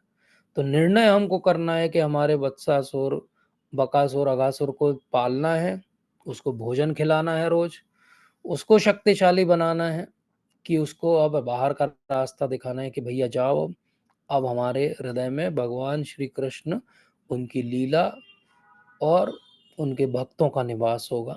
अब आपके लिए कोई भी स्थान हमारे पास नहीं है। गर्ग संहिता अगर आप पढ़ेंगे तो ये तीनों जो असुर हुए, इनके अपने अपने पुराने जीवन के कृत्य थे जिसके कारण ये असुर बने। तो वहाँ कहानी आती है कि वत्सासुर जो है पिछले जीवन में एक प्रमिल करके एक असुर था, और वो मुरु एक असुर था, उसका लड़का था। तो वो वशिष्ठ के आश्रम में एक दिन चला जाता है, और वशिष्ठ के पास हम सबको पता है एक नंदिनी बहुत सुंदर जो है गाय है, और वो क्या करता है चालाकी, वो एक ब्राह्मण का वेश धर के जाता है वहां पे, और क्या मांगता है कि हम तो ब्राह्मण देव हैं और हमको दक्षिणा में, दान में जो है ये आपकी गौ माता दे दीजिए। अब वशिष्ठ कोई साधारण व्यक्ति तो है नहीं, तो वो देख के तुरंत समझ जाते हैं कि ये तुम तो प्रमिला हो, तुम तो वो मुरु के लड़के हो ना तुम। तो वो एकदम लज्जित हो जाता है। तभी जो है वो श्राप दे देते हैं वशिष्ठ। वो कहते हैं कि जाओ तुम अब एक बछड़े के रूप में घूमो यहाँ वहाँ। तो वो पैर पड़ने लगता है कि ये श्राप से मुक्ति मेरी कब होगी। तो कहते हैं कि भगवान कृष्ण लीला करेंगे, तुम्हारा वध करेंगे, तब तुम्हारी जो है मुक्ति होगी। इसी तरह जो बकासुर है वो एक उत्कल जो है दानव है, वो भी एक ऋषि हैं जजाली, उनके यहाँ चला जाता है, और उनका बहुत सुंदर आश्रम है, और वहाँ पे एक तालाब है, और वहाँ मछली पकड़ने लगता है खाने के लिए। अब मछली पकड़ने लगता है, सब लोग उसको मना करते हैं कि यहाँ पे हिंसा नहीं करना है, मछली नहीं पकड़ना है, लेकिन वो मानता नहीं है। तो जजाली जो ऋषि हैं वो बहुत क्रोधित हो जाते हैं, और वो उसे श्राप दे देते हैं, क्योंकि तुमको बहुत मछली खाने का शौक है, तो अगले जन्म में तुमको हम बतख बना देते हैं, जाओ बतख बनो और मछलियाँ खाओ। तो फिर वो पैर पड़ता है, तो फिर उसको भी एक जो है समाधान देते हैं कि ठीक है, अभी तो तुम घूमो बतख बन के, फिर एक टाइम आएगा भगवान कृष्ण तुम्हारा जो उद्धार करेंगे। तो इस तरीके से सारे जो असुर हैं वो कुछ ना कुछ पिछले जीवन के कृत्यों के कारण बने हैं। हमको इससे क्या सीखना चाहिए कि हम भी जो बने बैठे हैं आज, वो भी हमारे पुराने कृत्यों से ही बने बैठे हैं। हमें ये कहानी अच्छी लगती है, अच्छा पहले कौन था ये, अच्छा हाँ हाँ, बड़ा खराब किया इसने। तो थोड़ा हमें अपने अंदर भी झांकना चाहिए कि हम क्या बन के बैठे हैं। हमने भी कुछ बहुत अच्छा काम नहीं किया है, ये मनुष्य योनि मिली हुई है हमको। तो हमें भी प्रयास करना चाहिए कि उनको तो कम से कम वो श्राप एक वरदान बन गया, भगवान कृष्ण की लीला में प्रवेश हो गया उनका। हमें तो ऐसा श्राप भी नहीं मिला है, तो हम तो यहाँ 84 लोग लाख के चक्कर में घूम रहे हैं। तो हमें भी प्रयास करना चाहिए कि किसी तरह हम अब यहाँ से बाहर निकले। तो ऐसे ही शंखचूड़ एक राक्षस है, और उसका लड़का है एक, उसका नाम अघी था पिछले जन्म में भी, और वो अष्टावक्र मुनि है, वो 8 जगह से मुड़े हुए हैं, उनको डिफॉर्मिटी है, प्रॉब्लम है कुछ। कोई भी डिफॉर्मिटी के व्यक्ति को देख के कभी उसका जो है उपहास नहीं करना चाहिए। लेकिन अग से क्या गलती हो जाती है, अग जो है वो उनको देख के हंसने लगता है जोर जोर से। जब अष्टावक्र मुनि ऐसा देखते हैं व्यवहार, तो वो उसे श्राप दे देते हैं कि जाओ तुम अब सांप बन के अपना जीवन यापन करो। तो वो अजगर बन जाता है, फिर हाथ पैर जोड़ता है। तो अष्टावक्र मुनि बोलते हैं कि भगवान ही तुम्हारा कुछ कर पाएंगे। तो ऐसे एक एक जो गलती होती है, और एक एक गलती का जो है वो पश्चाताप करते हैं, तो उनको भगवान की लीला में प्रवेश मिल जाता है। तो इसलिए बहुत विशेष बात है कि ये पूरी सारी भगवान की सुंदर सुंदर जो लीलाएं हुई हैं, इनमें हम अपने जीवन में क्या अर्जित कर सकते हैं उसको बहुत ध्यान से सुनना चाहिए। भगवान की लीलाओं को केवल कहानियों के जैसा समझ के सुन के हमारा कुछ भी बेनिफिट नहीं होने वाला। हमारा बेनिफिट होगा जब हम समझें और हमारे अंदर ये लौल्यम हो कि अब मैं कब भगवान की इस लीला का प्रत्यक्ष दर्शन कर लूँगा, कब होगा कि मैं उनके साथ में बैठ के टिफ़िन शेयर करूँगा, कब ऐसा होगा कि भगवान तैयार हो रहे होंगे और मैं खिड़की से झाँकूँगा कि चलो, चलो, चलो, चलो, चलो, चलो, ऐसा मैं कब बोलूँगा भगवान के लिए? कब ऐसा होगा कि भगवान का मुख देख के मैं भी अगासुर के मुख में चला जाऊँगा कि कोई बात नहीं, भगवान तो हैं, वो करेंगे सब कुछ अच्छा। तो ये कब होगा? तो श्रील प्रभुपाद समझाते हैं कि ये तब होगा जब हम अच्छे से अपना नाम जप करेंगे। अगर आज हमारा नाम जप अच्छा होगा तो नाम के आगे रूप है, रूप के आगे गुण है और गुण के आगे लीला है। नाम, रूप, गुण और लीला। तो नाम अच्छा होगा तो आगे के दरवाजे खुलेंगे। आगे के दरवाजे जब खुलते जाएंगे तो एक दिन लीला के दर्शन भी हो जाएंगे और लीला में प्रवेश भी हो जाएगा। लेकिन ये कब होगा? नाम अच्छा कब होगा? नाम अच्छा होगा जब नाम पे विश्वास होगा, जब ये हमारा दृढ़ विश्वास होगा कि कृष्ण के अलावा कोई भी मेरा नहीं है। जब ये दृढ़ विश्वास हो जाएगा कि गुरु महाराज जो कर रहे हैं, कह रहे हैं, वो सफिशिएंट है मेरे लिए, मुझे कुछ भी और उसमें जोड़ने घटाने की आवश्यकता नहीं। और शिल प्रभुपाद ने अपने जीवन काल में दिखा दिया, चाहे वो अमेरिकन्स हों, चाहे वो चाइनीज़ हों, चाहे अफ्रीकन्स हों, चाहे ऑस्ट्रेलियंस हों, चाहे वो इंडियंस हों, जिन्होंने बहुत मेजोरिटी में कभी कृष्ण का नाम नहीं सुना था, उनको 1 साल में, कुछ महीनों में ऐसा लौल्यम आ गया भगवान के लिए कि वो भगवान के लिए कुछ भी करने को तैयार थे। श्रील प्रभुपाद एक बार उनको बोलते थे जाओ तुम चाइना में प्रीचिंग करो, और वो अपना बैग उठा के अगले दिन चाइना पहुंच जाते थे। श्रील प्रभुपाद कहते थे जाओ पाकिस्तान में जाओ, पाकिस्तान पहुंच जाते थे। जाओ तुम कोरिया में जाओ, तो कोरिया में चले जाते थे। ऐसा क्यों हो जाता था? क्योंकि उनको दृढ़ विश्वास था कि हाँ, श्रील प्रभुपाद एक प्रामाणिक आचार्य हैं और वो जो कहेंगे वो सही कहेंगे। तो ये बहुत विशेष गिफ्ट है। तो भगवान ने अपने बर्थडे पे क्या गिफ्ट दिया था? सबको गले लगाया था और बोला था कि तुम मेरे हो और मैं तुम्हारा हूँ। श्रील प्रभुपाद ने वही गिफ्ट हमको भागवतम के ट्रांसलेशंस और Krishna the supreme personality of God head के रूप में दिया है। वहाँ पे भगवान यही कह रहे हैं पूरी पुस्तक में कि तुम मेरे हो और मैं तुम्हारा हूँ। लेकिन वो सुनने के लिए कान को ट्यून करना पड़ेगा। वो गिफ्ट को रिसीव करने के लिए हमको उस गिफ्ट का अधिकारी बनना पड़ेगा। और वो गिफ्ट का अधिकारी, वो रिसीव करने की कैपेसिटी कहाँ से आएगी? वो अच्छे से नाम जप करने से आएगी। तो लीला श्रवण के साथ साथ अगर हम अच्छे से नाम जप करेंगे तो डेफिनेटली हम सबके जीवन में एक दिन वो आएगा ही आएगा, इसमें कोई डाउट नहीं है, जब भगवान आपको गले लगाएंगे और कहेंगे कि मैं तुम्हारा हूँ और तुम मेरे हो। तो आप सबका बहुत बहुत धन्यवाद। अगर कोई त्रुटि सुधार हो, शंका हो, कोई प्रश्न हो तो ले सकते हैं। Thank you so much.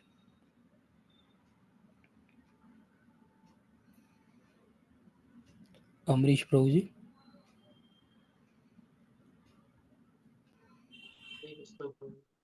हरे कृष्ण। बहुत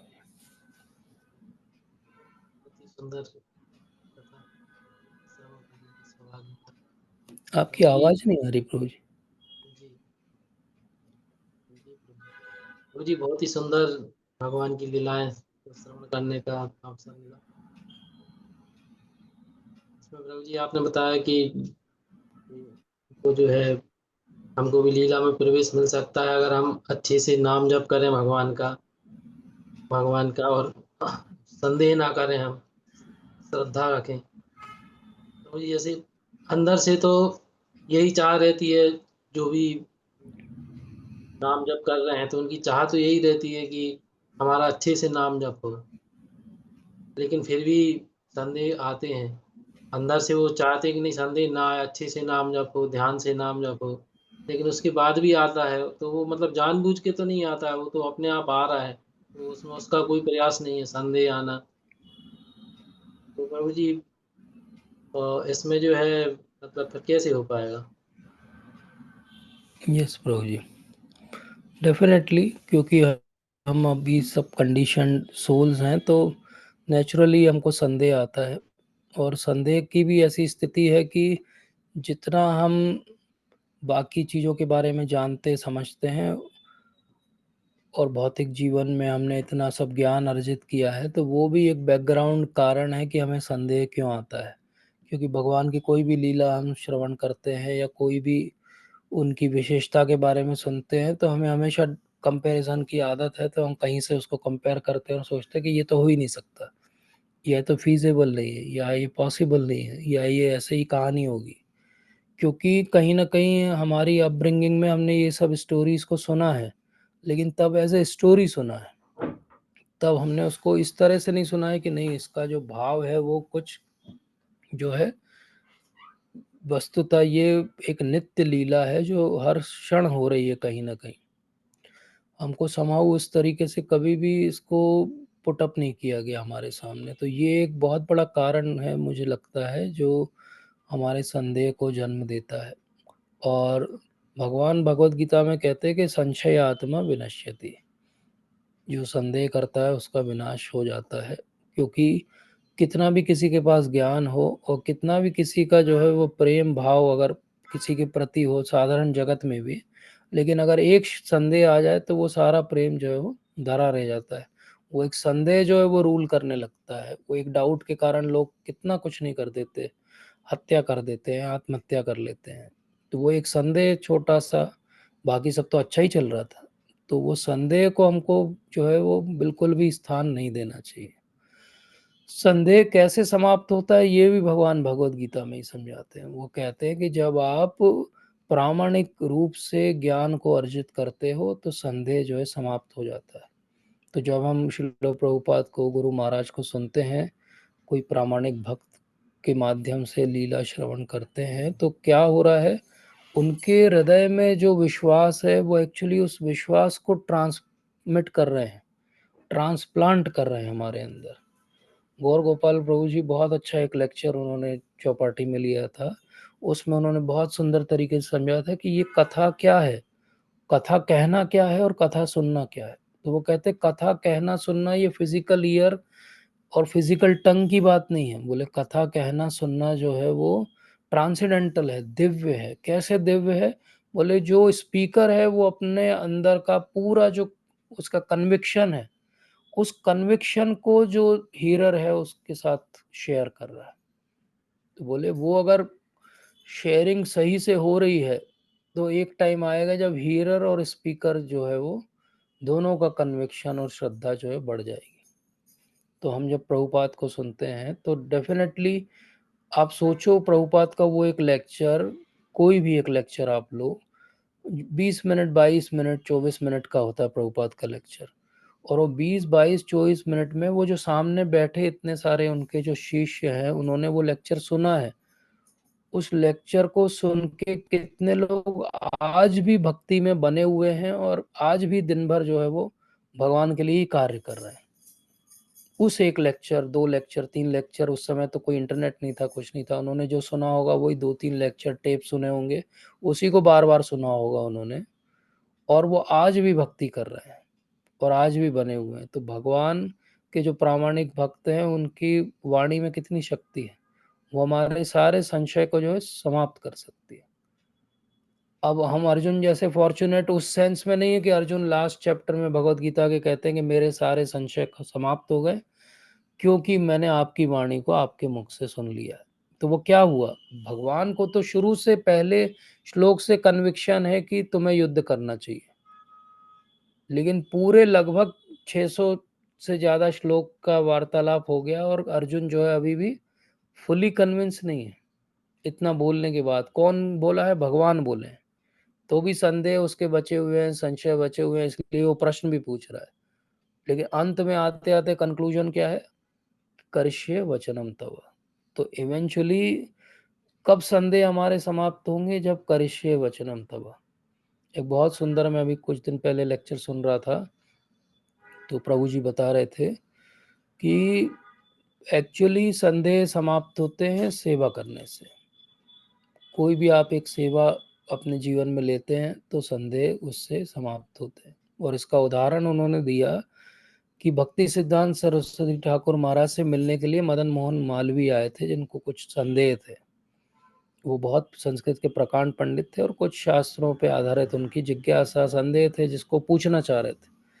भक्ति सिद्धांत सरस्वती ठाकुर महाराज ने कहा कि मैं थोड़ा सा अभी बिजी हूँ, आप एक काम करो, मेरे वो भक्त वहाँ पे कुछ कर रहे हैं सेवा भगवान की, आप उसमें थोड़ा हाथ बटा दो, तब तक मैं फ्री होता हूँ।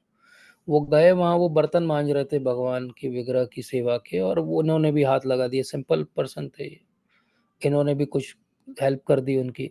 और जब वो आधे घंटे के बाद वापस आए तो भक्ति सिद्धांत सरस्वती ठाकुर महाराज के पास आके खड़े हुए, तो महाराज ने बोला कि आप मालवीय जी कुछ संदेह, कुछ पूछना चाह रहे थे आप?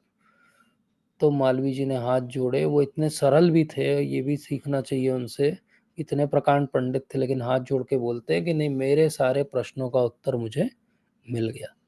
तो बोले कैसे मिल गया? बोले वो जो सेवा की उसी से मिल गया। तो संदेह जाते हैं सेवा करने से, प्रभु जी समझा रहे थे। तो बहुत सुंदर बात है कि संदेह होना चाहिए। कुछ संदेह अगर जीवन में आ ही नहीं रहा है भक्ति को लेके, मतलब बहुत डल टाइप की भक्ति कर रहे हैं या भेड़ चाल वाली भक्ति कर रहे हैं, ऐसा कोई दिन नहीं जाना चाहिए जब आपको सुबह सुबह एक क्वेश्चन उठे कि इसका आंसर है।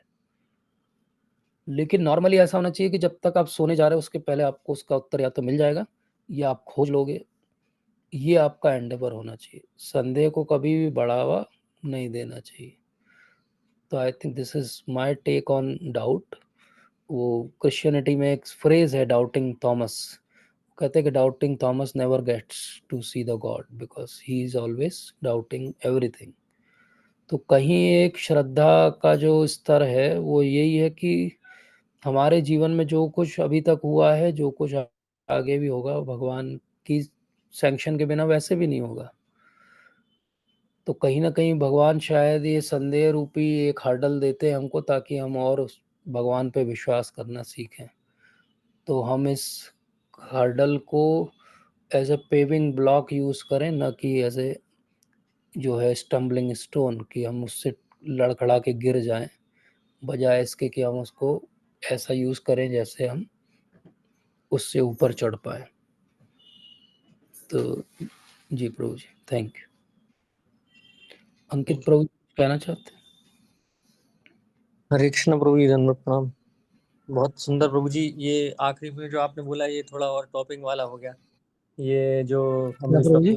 अभी जैसे जिसको डाउट, जैसे मदन मोहन मालवीय जी का आपने एग्जांपल दिया कि उनको श्रद्धा नहीं थी, या उसमें जी, उसमें एक डाउट था, कमी थी, तो श्रद्धा वो तो थी। सेवा करके जी उनका वो निकल गया। जो भक्ति जी। में है, जो माला जप कर रहे हैं, जो 16 माला कर रहे हैं, भागवत सेवा कर रहे हैं, मतलब श्रवण कर रहे हैं, वो तो उससे पार हो गए। तो इनके जीवन में वो स्तर कैसे बढ़ेगा? जैसे मान लो हम, वो तो उस लेवल पे हैं, मतलब वो बहुत अच्छा स्तर है, साधना कर रहे हैं, साधना भक्ति में है, ठीक है।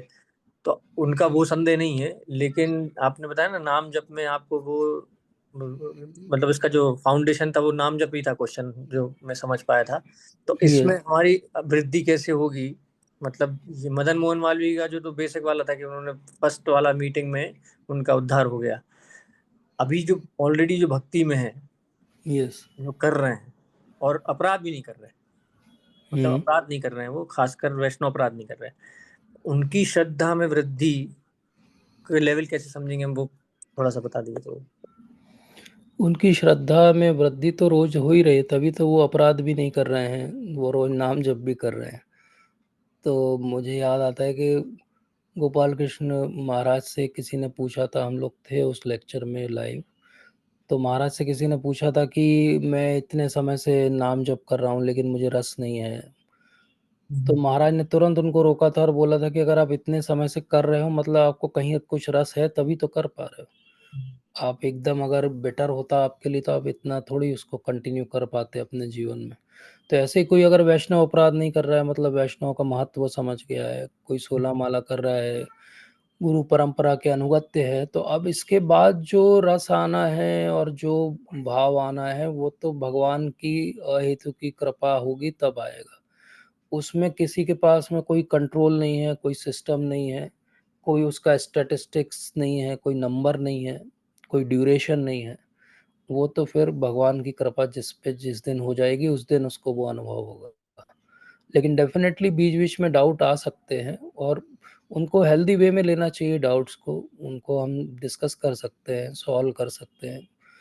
खासकर इस्कॉन में तो प्रभुपाद ने पूरा सिस्टम ही ऐसा बनाया है कि आप हर लेक्चर के बाद पूछ सकते हो क्वेश्चन, आप ऑनलाइन पूछ सकते हो क्वेश्चन। तो वो इसीलिए बनाया है कि आप अपने डाउट्स के साथ रहो मत, आप डाउट्स को क्लियर करो। अब डाउट कभी-कभी इंटरपर्सनल लेवल पे हो सकते हैं, डिवोटी रिलेशनशिप के हो सकते हैं, तो उसके लिए आप किसी हायर जो आपकी भी काउंसलिंग सिस्टम है या कोई हायर अथॉरिटी है या कोई आपके समवयस्क हैं, उनकी हेल्प ले सकते हैं, उनसे समझ सकते हैं। कई बार डाउट जो है शास्त्रिक लेवल पे हो सकते हैं, जैसे बहुत सारे डाउट आते हैं कि जीवात्मा कहाँ से आई, कैसे आई? एक इटर्नल डाउट है जो बहुत सारे लोगों के मन में रहता है। या इसी तरह से क्यों इस पद्धति को किया जाए या इस पद्धति में आगे क्या मिलेगा हमको या कब हम साधन भक्ति से आगे बढ़ेंगे, तो ये वाले डाउट भी आएंगे आगे चल के। लेकिन प्रभुपाद के जितने तात्पर्य हैं उन सब में प्रभुपाद ने आंसर दिए हैं। और आज सबसे अच्छी बात क्या है, आप वेदाबेस पे जाके अपना क्वेश्चन या की फ्रेज डालोगे तो प्रभुपाद ने पूरे तात्पर्यों में कहाँ कहाँ उस बारे में बात की है आ जाएगा। तो that is the best way कि आप अपना डाउट जो है ऐसा क्लियर कर रहे हो जैसे खुद ही आप प्रभुपाद से ही पूछ रहे हो। और फिर भी कोई डाउट रह जाए तो you can always discuss and then you can evolve your understanding about it. हमारे जो महाराज हैं सब उनकी जैसे भक्ति चारू महाराज की एक बहुत अच्छी बुक है जिसमें क्वेश्चन आंसर्स की बुक है वो। उनसे अलग अलग लेक्चर में जो जो क्वेश्चन पूछे गए और महाराज ने क्या आंसर दिए। ऐसे ही राधानाथ स्वामी महाराज की भी बुक है जिसमें क्वेश्चन आंसर्स हैं, रिवर्स ऑफ विजडम, बहुत अच्छी बुक है वो। तो बहुत सारे जो डाउट हमको आएंगे आगे जीवन में वो हमको ही आए ऐसा नहीं है, और भी भक्तों को पहले आए हैं, तो हम उन बुक्स की हेल्प ले सकते हैं। और अगर कभी कोई ऐसा तत्व के आधार पर डाउट आए तो इवन भक्ति सिद्धांत सरोज ठाकुर महाराज की भी क्वेश्चन आंसर की एक बुक है जिसमें उनसे जो क्वेश्चन पूछे गए थे वो पूरे 2 वॉल्यूम का इतना बड़ा कंपाइलेशन है। उसमें भी आप ढूंढ सकते हो कि आपका डाउट का कहीं आंसर उन्होंने दिया होगा। चैतन्य चरण प्रभु जी के 4,500 क्वेश्चन आंसर एक साथ कंपाइल्ड है इस्कॉन डिजायर ट्री पे। तो इतने डाउट तो मुझे नहीं लगता किसी के जीवन में भी आएंगे जितने उन्होंने आंसर किए हुए हैं। तो डिवोटीज कितने मर्सीफुल हैं, कभी आप सोचिए कि इतना कुछ उन्होंने हमारे क्वेश्चन आंसर के लिए अरेंज करके रख दिया है कि आप वहीं से आप पूछ लो। जैसे हम लोगों ने भी एक छोटा सा प्रयास किया, वो आस्क श्रील प्रभुपाद जो बनाया है हमने चैट बोर्ड, वो टेलीग्राम पे जो आप रोज पढ़ते हैं और जो डाल रहे थे उसी से वो चैट बोर्ड बन गया। बहुत अब सुंदर बना है प्रभु जी वो तो। आप उसमें क्वेश्चन डालो और वो प्रभुपाद के उस पे आंसर करेगा स्पेसिफिकली, मतलब कहीं भी बाहर जाके आंसर नहीं करेगा उन्होंने किसी भी चार और। पांच क्वेश्चन डाले थे उसमें और वो बिल्कुल जी, सटीक आंसर आया उसका। अच्छे आंसर आ रहे हैं ना, वो सब आपका ही कंपाइल किया हुआ है प्रभु जी, जो आपने रोज इतने समय से डाला है सब भक्तों ने टेलीग्राम पे, उसी से वो नॉलेज बेस बना और उसका जिससे सीड वो आपने आंसर। डाला है, वो आप नहीं बोलते तो हम लोग डालते ही नहीं लेक्चर, हम तो सुन के अपना बस चुपचाप बैठे रहते थे, आपने जब से तो बोला उससे है कितना अच्छा होता है कि मैं उसको स्क्रॉल करता हूँ जब भी, तो मुझे 5 लेक्चर सुनने का जो लाभ मिल जाता है, क्योंकि इतना उसमें मटेरियल जो है वो रोज डल जाता है जिसको आप पढ़ के आप आत्मसात कर सकते हो विद प्रॉपर स्ट्रक्चर्ड और केवल प्रभुपाद की वाणी। ये फायदा भी हुआ प्रभु जी, हम लेक्चर जब सुनते पहले हम सुनते थे तो हो सकता था कि मैकेनिकल हो रहे होंगे, नहीं मतलब ठीक है, एक कि एक सुनना है, कभी कभी दो भी सुनते थे। अभी क्या जी हो गया कि जैसे मैं अभी ये वाली आने लगी कि यार इसमें हमने क्या पकड़ा है अभी, तो वो हाँ, आप क्या पकड़ा है, जो वो कहते हैं ना एक एक्टिव लिसनिंग होती है एक पैसिव लिसनिंग होती है। तो आप आप बता रहे थे उस बार लेक्चर में। तो आपसे ही बता रहा था मैं। तो वो चीज तो है उसमें, तो प्रभु जी ये भी सेवा ही में आएगा ना, जैसे आपने कोई सेवा दी है तो वो सेवा में ही आ जाएगा ना, तो एक सेवा तो सुन के हो रही है, एक सेवा एक और सेवा सुन के हो रही है और एक हम शेयर कर रहे हैं। तो हम्म, हमारे जो लाइक माइंडेड डिवोटीज हैं जो टेलीग्राम पे रोज लॉग इन कर रहे हैं, तो उनको एक बना बनाया 4-5 ऐसे क्वेश्चन आंसर का फॉर्मेट मिल रहा है, वो कितना अच्छा है उनके लिए। और आगे चल के वो कितना बड़ा नॉलेज बेस बन रहा है। आप इमेजिन करो कि वो मतलब आस्क प्रभुपाद एक बहुत बड़ा चैट बोर्ड बन जाएगा, जो जो पूछोगे आप प्रभुपाद के हिसाब से उत्तर देगा। कोई भी घाल-मेल नहीं है उसमें, कोई कंटामिनेशन नहीं है, कुछ और बात ही नहीं है। प्रभुपाद के वर्ड्स के अलावा कुछ भी नहीं है उसके अंदर।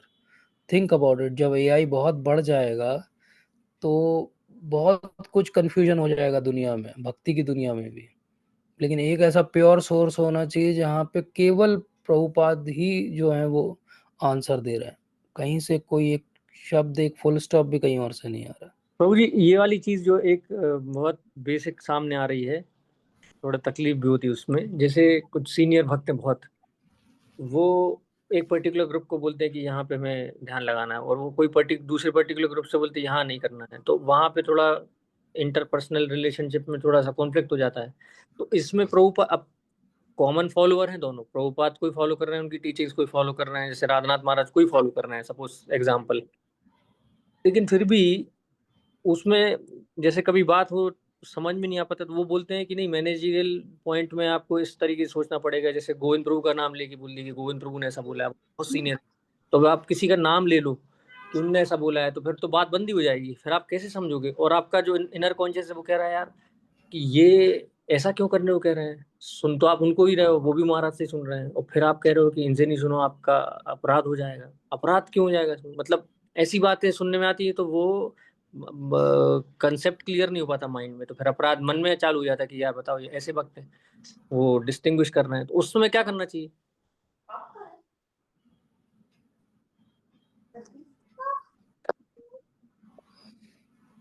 उस समय ये करना चाहिए, जो मेरा बॉटम लाइन है जीवन में वो बहुत सरल है। मैंने इस कॉन्फ्लिक्ट को बहुत सिंपल तरीके से रिजॉल्व किया। मैं ऐसे सोचता हूँ कि जिनके संग से मेरी भक्ति में वृद्धि होती है, मैं वो संग लूँगा। यस। जब श्री जीव गोस्वामी कहते हैं कि संग लो, तो वो कहते हैं सजातीय भक्तों का संग लो। हम सबके लिए वो सजातीय भक्त अलग अलग होंगे, है ना। कोई गोष्ठ्यानंदी होगा, कोई भजनानंदी होगा, हर एक का अपना एक फ्लेवर है भक्ति का। हमारा वो संग जरूरी नहीं कि वो कोई कॉन्ग्रीगेशन, कोई ग्रुप, कोई मैनेजेरियल जो है वो क्लासिफिकेशन डिसाइड करेगा। ऐसा तो कभी भी नहीं हो सकता। प्रभुपाद ने कुछ बोला क्या प्रभु जी इसमें कभी भी? मैनेजमेंट एडमिनिस्ट्रेशन जो है वो एक अलग एंटिटी है।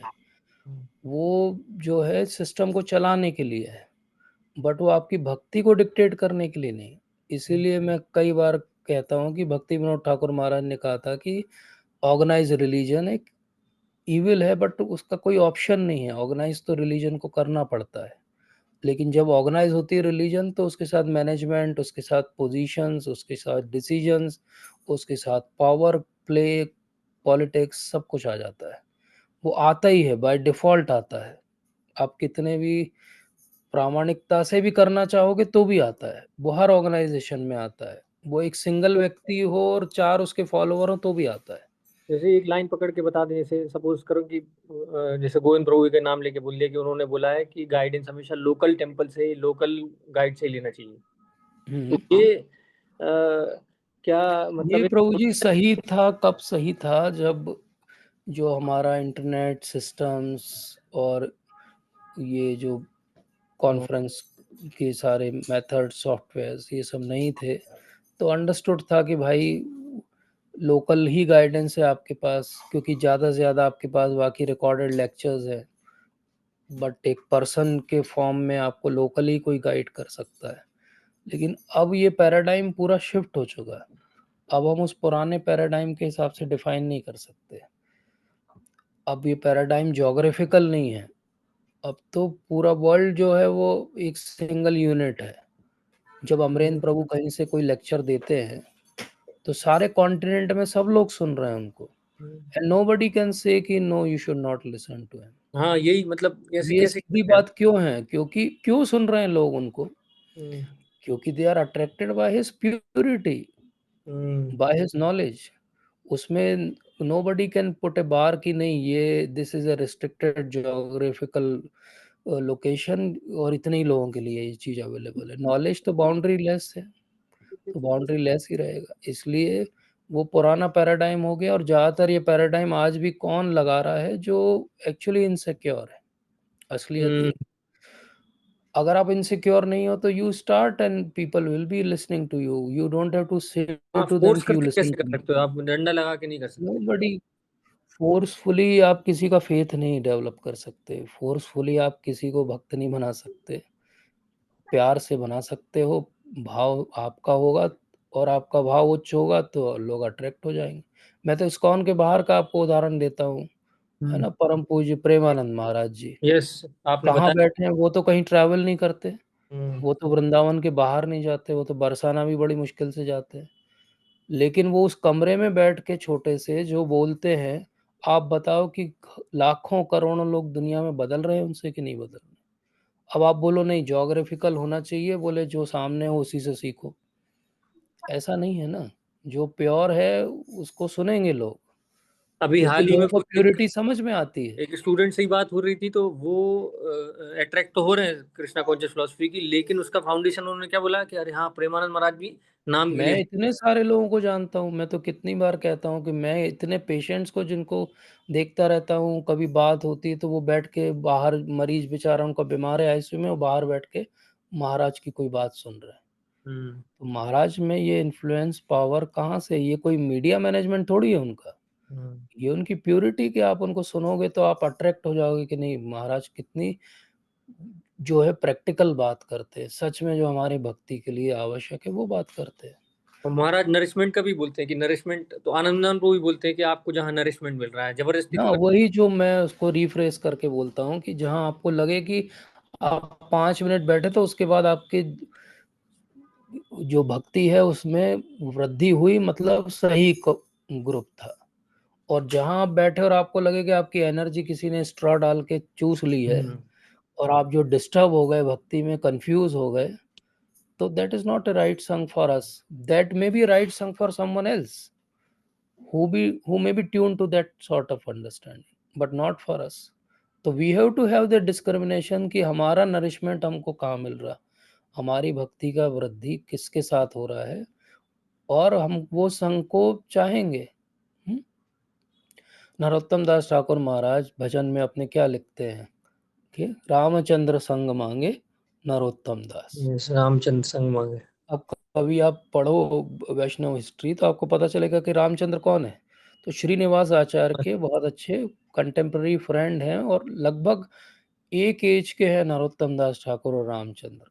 लेकिन वो किसका संग मांग रहे हैं नरोत्तम दास ठाकुर? रामचंद्र संग मांगे नरोत्तम दास। क्योंकि उनकी ट्यूनिंग है, उनकी भक्ति जो है वो एक सी है, उनको अच्छा लगता है उनके संग में, भक्ति उनकी बढ़ती है, इसलिए वो रामचंद्र का संग मांग रहे हैं। तो बेसिकली हमारे हृदय में भी ये होना चाहिए कि हम किसका संग मांगे जिससे हमारी भक्ति बढ़ती हो। तो डेफिनेटली शिला प्रभुपाद, हमारे सब आचार्यगण, गुरु महाराज, वो तो सब हैं ही।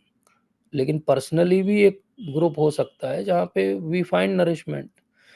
Saturday session is actually nourishment for me, practically speaking. If I don't take this session then I feel some lacuna कि आज मुझे इतने सारे भक्तों का संग नहीं मिला।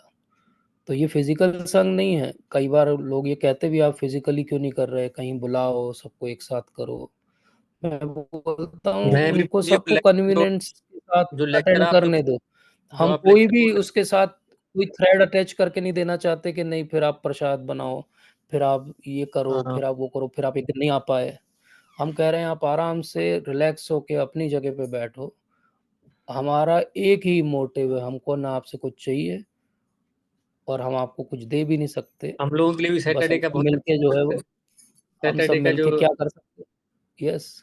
जो सैटरडे का जो आप बोल रहे हो, आपके लिए हमारे लिए तो बहुत क्योंकि अभी जब हमको ये मिला कि अरे लेक्चर देना है, तो हम बहुत बेविल्डर हो गए थे क्या करें।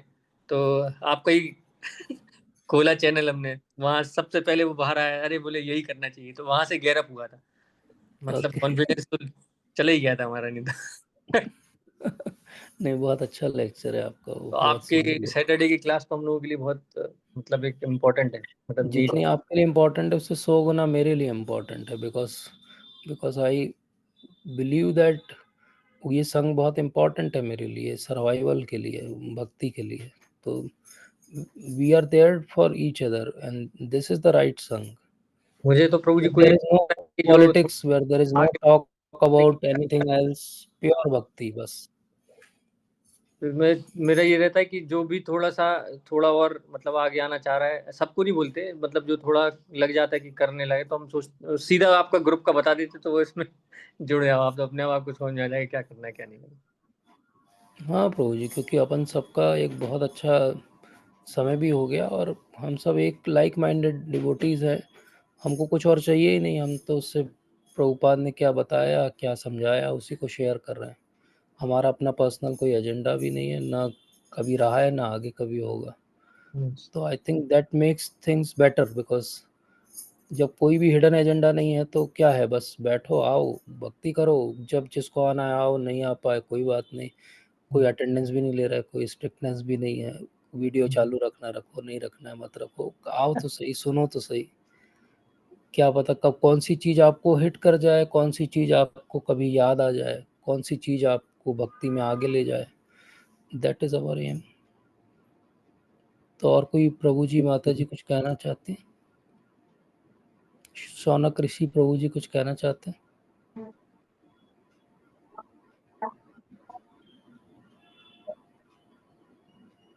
हरे कृष्णा प्रभु जी। हरे कृष्ण प्रभु जी, हरे दंडवत कृष्णा, दंडवत जी प्रणाम प्रभु प्रभु। जी। जी प्रभु जी। जी प्रभु जी। प्रभु जी, मैं पहले जबलपुर में था, अभी शिफ्ट हुआ हूँ दूसरी जगह, तो मुझे भक्तों का संग नहीं मिल पा रहा है। तो वो नरिशमेंट की अच्छा। बात आप कर रहे थे, तो वो चीज़ मतलब मेरे में समझ में आ रही है कि उत्साह जो एक एक्साइटमेंट रहता था भक्तों के बारे में सोचना, कि मतलब वो प्रभु जी मतलब रहता है ना कि अपन किसी से मिलते हैं तो उसके बारे में सही विचार बात। आते हैं अपन को। तो अपन उनके बारे में सोचते थे तो इनडायरेक्टली भक्तों के बारे में सोच रहे, तो वो एक तरीके से कॉन्शियसनेस वो वाली बनती थी, मतलब कि कृष्णा कॉन्शियसनेस वाली, मतलब भगवान के बारे में सोच रहे, भक्तों के बारे में सोच रहे, तो भगवान के बारे में सोच रहे इनडायरेक्टली। तो यस। प्रभु जी, और मिलना 2-3 बार हफ्ते में मिलना, प्रसाद लेना, तो प्रभु जी उस चीज के कारण मुझे ऐसा लग रहा है कि भक्ति थोड़ी सी मतलब चैंटिंग में भी वो रस नहीं है, और बुके और 8-9 घंटे की जॉब रहती है, और उस वजह से थक जाते हैं, तो सुबह भी नहीं उठ पाते, 7 बजे 7:30 बजे उठते हैं, और शाम को भी फिर वो एक तरीके से कहना चाहिए वो खत्म ही सी हो रही है, लेकिन 16 माला हो रही है, लेकिन अब कैसे उसको करें प्रभु जी, बताइए। यस प्रभु जी, ये बहुत महत्वपूर्ण प्रश्न है और ये फेज़ हम सबके जीवन में आता है। लेकिन धीरे धीरे आपकी लाइफ नए तरीके से नई जगह पे अच्छे से सेटल हो जाएगी। इवेंचुअली आप इकोनॉमिकली सेटल होगे तभी आप जो है डिवोशनली भी सेटल हो पाओगे धरती पे, क्योंकि वो इम्पोर्टेंट एस्पेक्ट है हमारे सोसाइटी में जीने के लिए। तो आप चिंता मत करो, ये फेजेस हम सबके जीवन में आए हैं और सब चीज़ें सेटल हो जाती है। मैं जब इस फेज़ में था तो मैंने अपने जो काउंसलर थे प्रभु जी उनको फ़ोन किया कि मैं बहुत परेशान हूँ, कोई संग नहीं है, क्या करूँ मैं, देयर इज़ नो एसोसिएशन। तो उस समय नॉर्मल फ़ोन हुआ करते थे, उस समय की बात है ये। तो उन्होंने फ़ोन पे मुझे उत्तर दिया कि if there is no association create association. मुझे यस। उनकी वो बात याद रहती है, मैं कई बार इसको रिपीट भी करता हूँ, क्योंकि वो बहुत इम्पोर्टेंट इंस्ट्रक्शन था मेरी लाइफ का कि अगर एसोसिएशन नहीं है तो क्रिएट एसोसिएशन। क्योंकि प्रभुपाद हैं, प्रभुपाद की बुक्स हैं, गुरु महाराज हैं, वो तो सब है ही। तो हम वहाँ पे धीरे धीरे प्रचार करें, कुछ 2-4 हमें सजाती भक्त मिल ही जाएंगे वहाँ भी, और एक छोटा सा संघ बना लें, कभी महीने में हफ्ते में एक आध बार मिलते रहें, डिस्कस करते रहें, फ़ोन पे बात करते रहें, इसी तरह हमारा एक संघ वहाँ भी बन जाएगा धीरे धीरे। तो डोंट वरी अबाउट इट। और तब तक ये डिजिटल संघ तो है ही, तो हम यस प्रभु जी। ऑनलाइन मिल प्रभु सकते जी मतलब ऐसा देखें कि आपकी तो प्योरिटी थी, जो आपने मतलब संग बना लिया, लोगों को अपना हैं। नहीं प्रभु दोस्त जी, बना मेरा के। कुछ भी नहीं था, मेरा अभी भी कुछ भी नहीं है। आप अगर जी। मेरा हृदय का कभी ओपन करके स्कैन करेंगे तो आपको पता चलेगा कि सबसे ढोंगी और जो सबसे जो है यस। वो इस पूरे ग्रुप के अंदर बकवास व्यक्ति कोई है तो वो मैं हूँ। तो मेरा कुछ भी नहीं है, प्रभुपाद का है जो कुछ है। तो संग तो बन जाएगा प्रभु जी, आप जितना सेंसिटिव हो, इतने अच्छे से भक्ति कर रहे हो, सोचते हो, तो अपने आप संग बन जाएगा।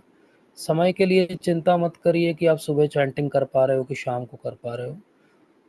प्रभुपाद भी जब गृहस्थ थे तो अपने कुछ राउंड उनके रह जाते थे, तो इवनिंग में आके किया करते थे। तो डोंट वरी, जैसा समय निकलता है वैसा करते जाइए, भक्ति में बने रहिए। येन केन प्रकारेण मना कृष्ण निवेशयति, मन को कृष्ण में इन्वेस्ट करके रखिए, बैंक में मत इन्वेस्ट करिए, बस ये याद रखिए। प्रभु ठीक जी, है और बस। सबसे बड़ा रिग्रेट ये है कि सुबह जल्दी नहीं उठ पाते, उस वजह से। अगर मैं सुबह जल्दी गिल्ट उठने लगूं फीलिंग तो मत करिए, अपने आप यस वो समय भी आ जाएगा जब आप सुबह भी उठने लगेंगे, सब करने लगेंगे। अभी जैसे कर पा रहे हैं बस उसको प्रोसेस को करते रहिए।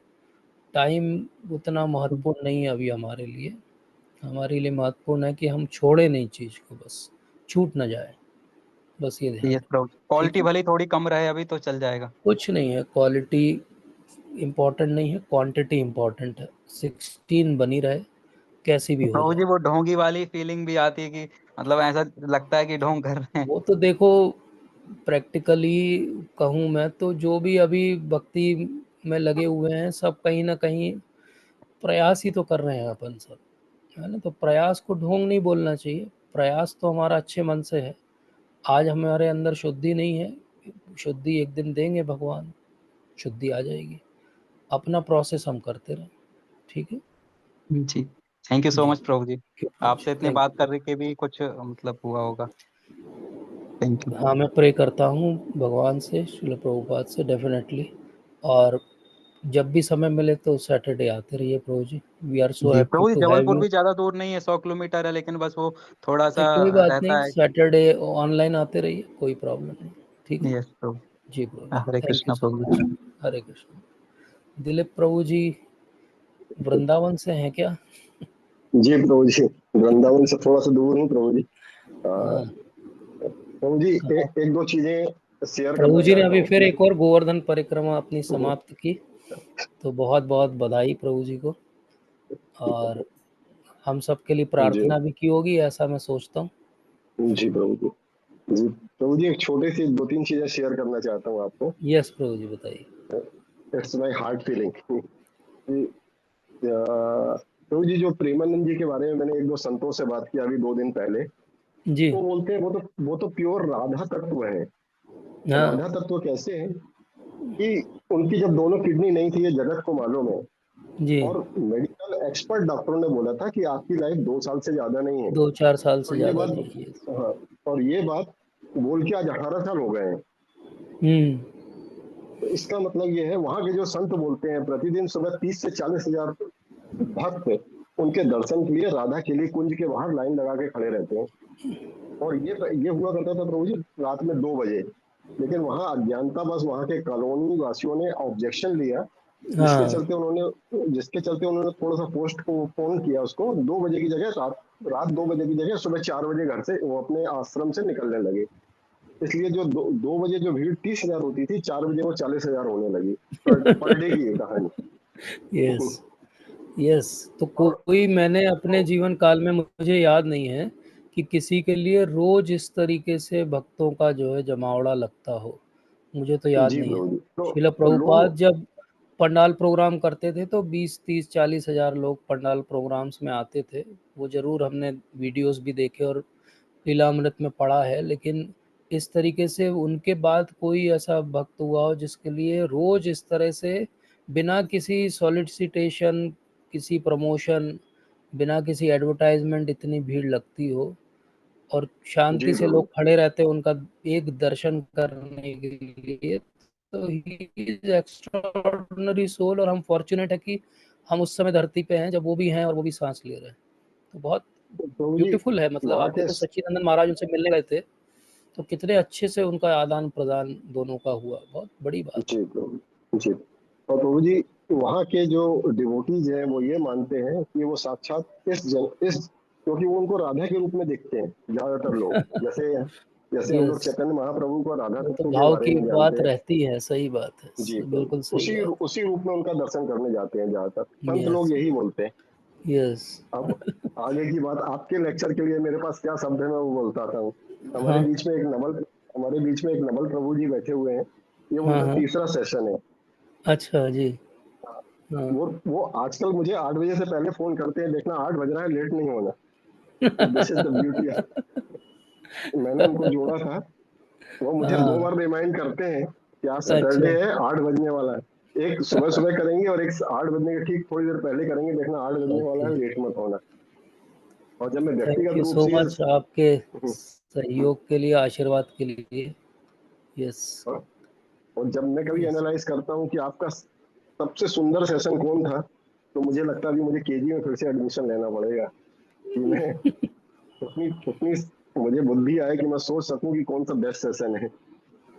अच्छा प्रभु जी, नहीं एक प्रभु जी, लास्ट चीज, सब कुछ। जी प्रभु जी। एक बरसाना में हम लोग मंदिर से बरसाना गए हुए थे। तो बरसाने में करीब 12 बजा था। तो प्रसादम सेवा चल रही थी बरसाने के बस स्टैंड पे। तो इस टाइम प्रसादम करते करते 12:30 बजा, तो हमारे सारे मंदिर के डिवोटीज चले गए क्योंकि बरसाने मंदिर बंद हो जाएगा। सिर्फ मैं अकेला रह गया क्योंकि मैं प्रसादम सेवा में लगा हुआ था। तो इतने में एक माता जी आई, तो मैंने भी उनको प्रसाद दिया। और प्रसाद देने के बाद में वहां पे, क्योंकि मंदिर वो बस स्टैंड के मैनेजर ने बोला था साफ करके जाना, तो मैं वहां पे अकेले झाड़ू लगा रहा था। तो माता जी ने अपनी पॉकेट से, माता जी काफी मतलब लो मिडिल क्लास फैमिली की मुझे लग रही थी, हालांकि मुझे ऐसा बोलना नहीं चाहिए, लेकिन उन्होंने अपने पॉकेट से कहीं से 20 रुपए निकाला और 20 रुपए मेरे हाथ में रख के बोला कि ये आपकी मेहनत के पैसे हैं। तो मुझे लगा ग्रेट। ये आपकी सेवा के पैसे हैं। तो मैंने मैंने उनके हाथ जोड़े, मैंने कहा नहीं माता जी, आपका आशीर्वाद दे दीजिए, यही मेरे लिए सब सेवा का फल है। तो ये इतनी प्रभु बड़ी जी, ये बात है। मेरे कुछ यस, और उन्होंने जिस भाव से वो 20 रुपए दे रही थी मुझे, मुझे ऐसा लगा कि वो साक्षात, मतलब कहना चाहिए कि मेरे लिए वो अमृत से कम नहीं था वो। सही बात है प्रभु जी। कितनी बड़ी बात है कि कोई आपको अप्रिशिएट करे, वो भी बरसाना में राधा रानी के धाम में सेवा के लिए। तो आपकी तो जीवन की पराकाष्ठा हो गई प्रभु जी।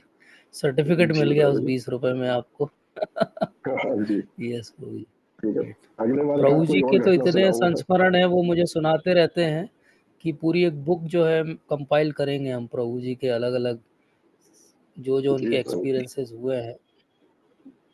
ग्रेट प्रभु तो जी। मुझे लगा कि, और मैं ऐसे छोटी छोटी बातें जब भी मौका मिलता है तो आपके साथ शेयर करता रहता हूँ। यस, तो एंड आई लाइक ठीक है इट प्रभु। सो मच, क्योंकि यही तो भक्ति है प्रभु जी, ये आदान प्रदान भक्तों के बीच, ये तो सबसे जी प्रभु। इम्पोर्टेंट है। जी प्रभु जी, तो थैंक यू सो मच। अगर कोई और प्रश्न नहीं हो तो हम आज यहीं पे विराम देंगे। हम अगले सत्र में समझेंगे कि क्यों भगवान और उनके जो ग्वाले हैं, उन्होंने 1 साल के बाद ये रिवील किया कि अघासुर का वध हुआ था, और उस 1 साल के दौरान क्या एक रहस्यमयी बात हुई, वो थी ब्रह्म विमोहन लीला। तो उसको हम अगले सत्र में विस्तार से समझेंगे और ब्रह्मा जी की प्रार्थनाओं को भी डिस्कस करेंगे। तो आप सबका बहुत बहुत धन्यवाद। वांछा कल्पतरुभ्यश्च कृपा सिंधुभ्यैव च पतितानां पावनेभ्यो वैष्णवेभ्यो नमो नमः। जय श्रील प्रभुपाद। हरे कृष्ण।